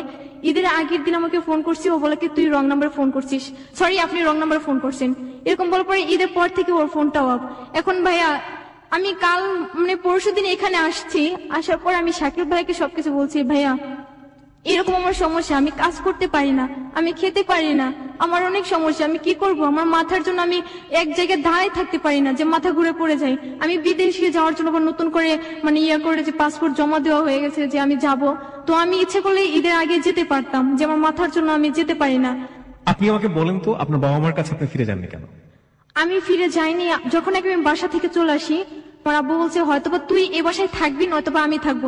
সেই দিন আমার বাবা মনে করেন যে গাছের সাথে মানে সেও মানে ফাঁস নিয়ে মারা যাবে এরকম কোন কিছু প্ল্যান করে, এই কারণে আমি বলছি আমার জন্য যখন এত কিছু হতো আমি এই বাসা থেকে চলে যাই, তখন আমি টাকাগুলো নিয়ে চলে আসি একবারে, যে তারপরে আমি বাসায় যাই না। কিসের টাকা? 1,75,000 টাকা বাবা এই কাজ করার পরে আপনি নিয়েছিলেন। হ্যাঁ। তারপরে তো আপনি দেশের বাইরে থেকে ফিরে আসলেন, রাইট? হ্যাঁ। তারপরে আপনি জাননি কেন? তারপরে এই কথা মনে করি আপনি জাননি নাকি আর পরে যোগাযোগ করেন নাই? মানে যোগাযোগ করার বলতে কি আমার ভাবির নাম্বার ছিল, তো আমি আমার ভাবিকে অনেকবার ট্রাই করি, তো আমার ভাবি ফোনটা রিসিভ করে আমাকে বলে যে যেদিন শুনবো যে তুই মারা গেছিস রাকিব সেটা বলবে যে তুই মারা গেছিস, তুই আমাকে ফোন করবি না। তার কিছুদিন পর আবার ফোন করতে যাই, ফোনটা অফ, মানে সবার ফোনটা অফ থাকে। আর মানে আমাদের বাসাটা আগে মানে ঘের মানে বাসার কেউ আপনাকে পছন্দ করে না, মূল কথা হচ্ছে এটা। Nobody likes you. আমাদের হেলো 8920 অনেক শ্রোতাই আপনাকে পছন্দ করছে না। But there is a big big big question mark, প্রিয় শ্রোতা। The age is 16। একটা শব্দ আছে সুইট 16, হ্যাঁ, কিন্তু আমাদের দেশে 16টা কিভাবে বিটার এক্সপেরিয়েন্সের জন্ম হতে পারে, এবং 16 বছর বয়সে একটা কিশোরীর দ্বারা কত বড় রকমের ভুল হতে পারে, সেখানে ফ্যামিলির ঠিক মতো টেক কেয়ার না থাকলে, নিজের জায়গাটা ঠিক মতো না বুঝলে, এবং একই সাথে 16 বছরের একটা মেয়ে, তার তো অনেক কিছু বোঝার থাকে, সেই জায়গাটা থেকে সে যদি নিজের প্রতি খেয়াল না করে, সে যদি তার ভবিষ্যৎটাকে দেখতে না পারে, সবকিছু মিলিয়ে এটা যে একটা লাইফটা যে পুরোপুরি একটা জাহান্নাম হয়ে যেতে পারে, তার একটা বেস্ট এক্সাম্পল আজকে আমরা আমাদের জায়গা থেকে দেখেছি। আমরা কিছুদিন আগে এরকম একজন বন্ধু পেয়েছিলাম যে একটা ছেলেকে ভালোবেসে সে সমাজ সংসার সবকিছু ছেড়েছে, তারপরে ছেলেটাকে ছেড়ে দিয়েছে। This is not on one example, এরকম এক্সাম্পল মাঝে মাঝে হ্যালো 8920 পাওয়া যায়। কিন্তু আমরা এটা বারবার মনে করিয়ে দেবার চেষ্টা করি যে এটা কত বছর বয়সে হচ্ছে। এটা দেখুন বয়ঃসন্ধিকালের একটা বয়স, এটা কত বছর বয়সে হচ্ছে? বয়ঃসন্ধিকালের বয়স পার হয়ে গিয়েছে, তারপরে হচ্ছে। প্রেমের ক্ষেত্রে বা লাভের ক্ষেত্রে আমরা সবসময় যে জিনিসটা দেখি, যত বেশি বাধা হয়ে আসে তত বেশি আবেগ তীব্র হয়, যত বেশি ঝামেলা তৈরি হয় তত বেশি উৎকণ্ঠা, তত বেশি সেই মানুষটাকে মনে পড়ে। দেখুন যে রাকিব সারা বছর পাত্তা দিল না এই মেয়েটাকে, যখন রাকিবের কাছে বলছে আমি সাব্বিরকে বিয়ে করতে যাবো, মিথ্যা মিথ্যা, সে রাকিব তার জন্য হাউমাউ করে কান্নাকাটি করছে।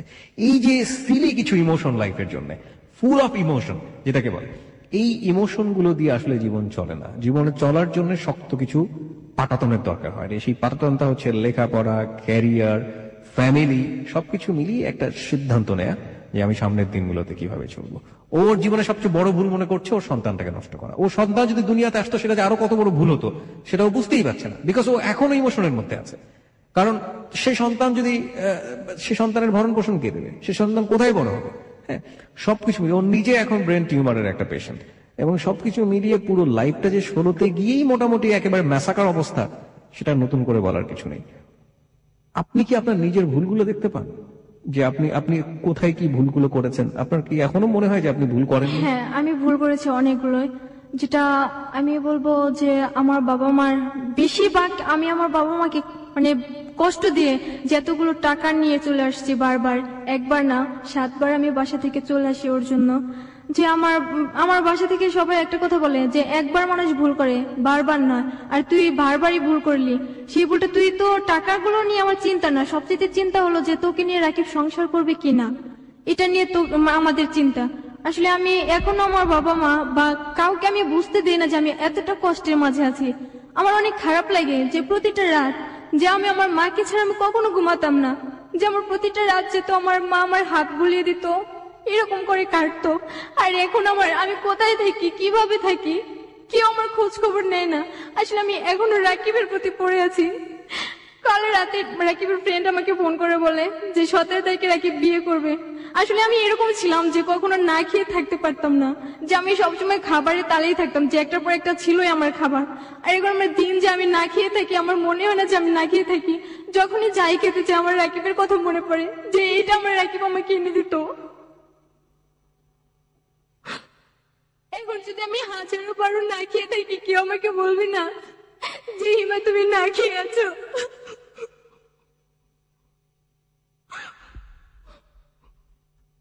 তাই 3টা বছর হয়ে যায় আমি খাটে ঘুমাতে পারি না, যে খাট ছিল আমি ঘুমাতে পারতাম না। আমি রাকিবকে সবকিছু বলি, রাকিব যদি ভুল করে থাকে আমি তবু রাকিবকে অ্যাকসেপ্ট করবো।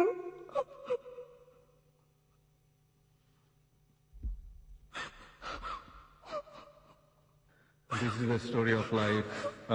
এটাই হচ্ছে হিমার জীবনের গল্প। আমরা একটা ব্রিদিং স্পেস নিতে চাই একটা গানের মধ্য দিয়ে। শুধু এতটুকুই বলার আছে, ওর একটা বিশাল মানসিক পরিবর্তন দরকার। ও কিন্তু সবচেয়ে বড় পেনাল্টি যেটা পাচ্ছে, ও still in love with Rakib.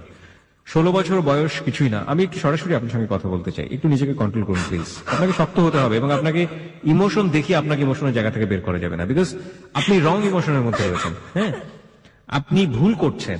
আপনার প্রথম ভুল হচ্ছে, দ্বিতীয় ভুল এবং তৃতীয় ভুল, সব ভুলই হচ্ছে আপনার লাভ। পুরো লাভটাই আপনার ভুল। হ্যাঁ, এখানে আসলে ইমোশন দেখানোর কোনো জায়গা নেই। আমি শুরু থেকে শেষ পর্যন্ত আমি আপনার প্রতি কোনো ইমোশন দেখানোর কোনো জায়গা খুঁজে পাইনি। প্রথম কথা হচ্ছে এটা। কেন বলছি, একটা ছেলেকে আপনি বকাঝকা করতে গিয়ে আপনি তার প্রেমে পড়লেন, ঠিক আছে, ভালো কথা, পড়েছেন, হয় সবার লাইফে, বয়স অনেক কম। তারপরে আপনি একের পর এক ছেলেটা আপনার সাথে যে ব্যবহার করেছে বা আপনি যে ব্যবহার করেছেন, গলায় ফাঁসি নিতে গিয়েছেন, সবকিছু মিলিয়ে আপনি ছেলেটার প্রতি এখনো যে অ্যাডিকশনের মধ্যে রয়েছেন, সেই অ্যাডিকশনটাকে আমি কোনোভাবে মেনে নিতে পারি না। কিন্তু সেটার জন্য আমি আপনাকে দোষ দিই না, কারণ অ্যাডিকশন আপনি নিজে হাতে আপনার কাছে নিয়ে আসেননি। আপনার এখানে যেটা দরকার ছিল, খুব ভালো করে আপনাকে কাউন্সেলিং করা, খুব ভালো করে আপনাকে প্রতি মুহূর্তে বোঝানো, প্রতি মুহূর্তে আপনার পাশে বন্ধুর মতো থেকে আপনাকে হেল্প করা। সেটা আপনার ফ্যামিলি মেম্বার হতে পারতো, আপনার ভালো ফ্রেন্ড সার্কেল হতে পারতো, যারা আপনার বিপদের পাশে এসে দাঁড়াবে। হয়তো সার্টেন পিরিয়ড অফ টাইম, 6 মাস খুব কষ্ট হতো, 1 বছর খুব কষ্ট হতো। আপনি যদি লেখাপড়ার দিকে ঠিক থাকতেন, আপনার যদি বাকি স্ট্রিম গুলো ঠিক থাকতো, আপনি এই ঝামেলা থেকে বের হয়ে আসতে পারতেন। কারণ বয়ঃসন্ধিকালের এই যে ঝামেলাটা, সেটা খুব বেশি দিন থাকে না। বয়ঃসন্ধিকাল পার হয়ে যাবার পরপরই মানুষ বুঝতে পারে যে তার জীবনে কত বড় একটা ভুল হতে চলেছিল। শুধু এতটুকুই বলার আছে। কিন্তু still you are in danger. আপনি এখন পর্যন্ত বিপদের মধ্যে আছেন, কারণ আপনি রাকিবের অ্যাডিকশন থেকে বের হয়ে আসতে পারেননি।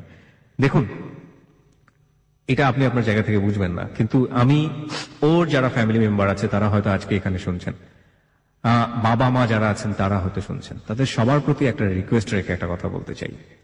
শি ইজ ইউর বেবি, সে আপনার সন্তান, এবং ও যদি ভালো মন্দ কিছু করে সেটা আপনার ফ্যামিলির প্রেস্টিজের উপর গিয়ে পড়ে। এতদিন পড়েছে, ইনফ্যাক্ট ও খারাপ আছে সে কারণে আপনারাও খারাপ আছেন, কিন্তু ওকে ভালো না করে, ওকে ফেলে দিয়ে, ওকে মাইনাস করে দিয়ে কোনোভাবেই সামনের দিকে এগোনো কোনোভাবে সম্ভব না। সুতরাং ভালো হোক মন্দ হোক, ও কিন্তু আপনাদেরই সন্তান। ওকে নিজের কাছে নিয়ে প্রতি মুহূর্তে বোঝাতে হবে এবং প্রতি মুহূর্তে জীবনের শেষ দিন পর্যন্ত ট্রাই করে যান। এটা একজন বাবার, সৎ বাবার দায়িত্ব, এটা একজন সৎ মার দায়িত্ব। সুতরাং সেই জায়গাটা থেকে আপনাদের প্রতি আমাদের লাখো শ্রোতাদের পক্ষ থেকে রিকোয়েস্ট, আমরা কিছুই করতে পারবো না, আমরা হয়তো কিছু টাকা দিয়ে হেল্প করতে পারি বা কিছুদিন হয়তো একটা সান্ত্বনা দিতে পারি। এই একটা এপিসোডের যে জীবনের গল্প, সেটা আরেকটা এপিসোডের জীবনের গল্পের কাছে হারিয়ে যাবে। মানুষের ইমোশন খুব বেশি দিন থাকবে না। আজকে রাতে শোনার পরে সকাল পর্যন্ত হয়তো ঘুমোতে পারবে না, তারপরে ভুলে যাবে। হ্যাঁ, তো আমাদের কাছে আসলে খুব বেশি কিছু করার নেই।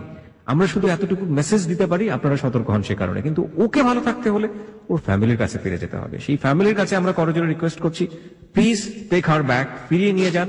আপনারা ওকে আপনাদের জায়গাটা থেকে বোঝান এবং কোনোভাবে অত্যাচার করে না, প্রতি মুহূর্তে ভালো ভালো আচরণ দিয়ে। ও ধরে নেন ও একজন মানসিক পেশেন্ট হয়ে গেছে, ওকে বোঝান, প্রতি মুহূর্তে কাউন্সিলিং করেন, একজন সাইকিয়াট্রিক ডাক্তারের কাছে নিয়ে যান, একজন মনোরোগ বিশেষজ্ঞের কাছে নিয়ে যান। ওকে বোঝালে ওকে এখনো ফিরিয়ে নিয়ে আসা সম্ভব। মাত্র 16 বছর বয়স, এই 16 বছর বয়সে একটা মানুষের জীবন শেষ হয়ে যায় না। শি হ্যাজ গোল্ডেন টাইম, পুরো জীবনটাই সম্ভাবনাময়। হ্যাঁ, সামনের দিনগুলোতে যে ও খুব ভালো একজন ডাক্তার হতে পারবে না, সামনের দিনগুলোতে যে ও খুব ভালো কিছু করতে পারবে না, এই কথা একবার নিশ্চিন্ত করে বলা যায় না। সুতরাং সেই জায়গাটা থেকে ফ্যামিলির প্রতি আমাদের এই রিকোয়েস্টটা থাকবে। হিমা, লিসনারদেরকে আপনার কি বলার আছে? লাখ লাখ শ্রোতা এই মুহূর্তে আপনাকে শুনছে। Please be control. আপনি কিছু বলুন আমাদের, আপনার জীবনের অভিজ্ঞতা থেকে লিসনারদেরকে বলুন। আমি শুধু একটা কথা বলবো, আমি পৃথিবীতে বড় একা হয়ে গেলাম। এতদিন আমার সব ছিল, আমি সবসময় ভাবতাম যে আমার রাকিব আমার কাছে ফিরে আসবে, কারণ পর থেকে আমি ভাবতে পারি না আমার রাকিব আমার কাছে ফিরে আসবে। এত অত্যাচার এত কিছু সহ্য করেছে, ভেবেছিলাম রাকিব আমার কাছে আসবে, ও আমাকে খুঁজবে, আসলে ও আমাকে কখনো খোঁজেনি, আমাকে কখনো বোঝার চেষ্টা করেনি। এই যে আপনি পেইনটা পাচ্ছেন, রাকিব আপনার কাছে আসলো না বা রাকিবকে নিয়ে যে পেইনটা পেলেন, সেই পেইনটা কি আরেকজন জীবনে, মানুষের জীবনে আসা উচিত? আপনি কি মনে করেন? আমি মনে করি আমার মতো ভুল যেন কেউ না করে, Exactly. কেউ যেন এরকম কোন রিলেশনে না গড়ায়, কারো বাবা মায়ের কাছ থেকে কেউ যেন ভালোবাসা থেকে বঞ্চিত হয়ে না যায়। আমি যত অল্প বয়সে সবকিছু হারিয়েছি, এরকম যেন কারো না হয়, কেউ যেন এই ভুলটা না করে। সবাইকে আমার একটাই রিকোয়েস্ট, কোন অভিজ্ঞতায় বড় নয়, যে অভিজ্ঞতার মুখোমুখি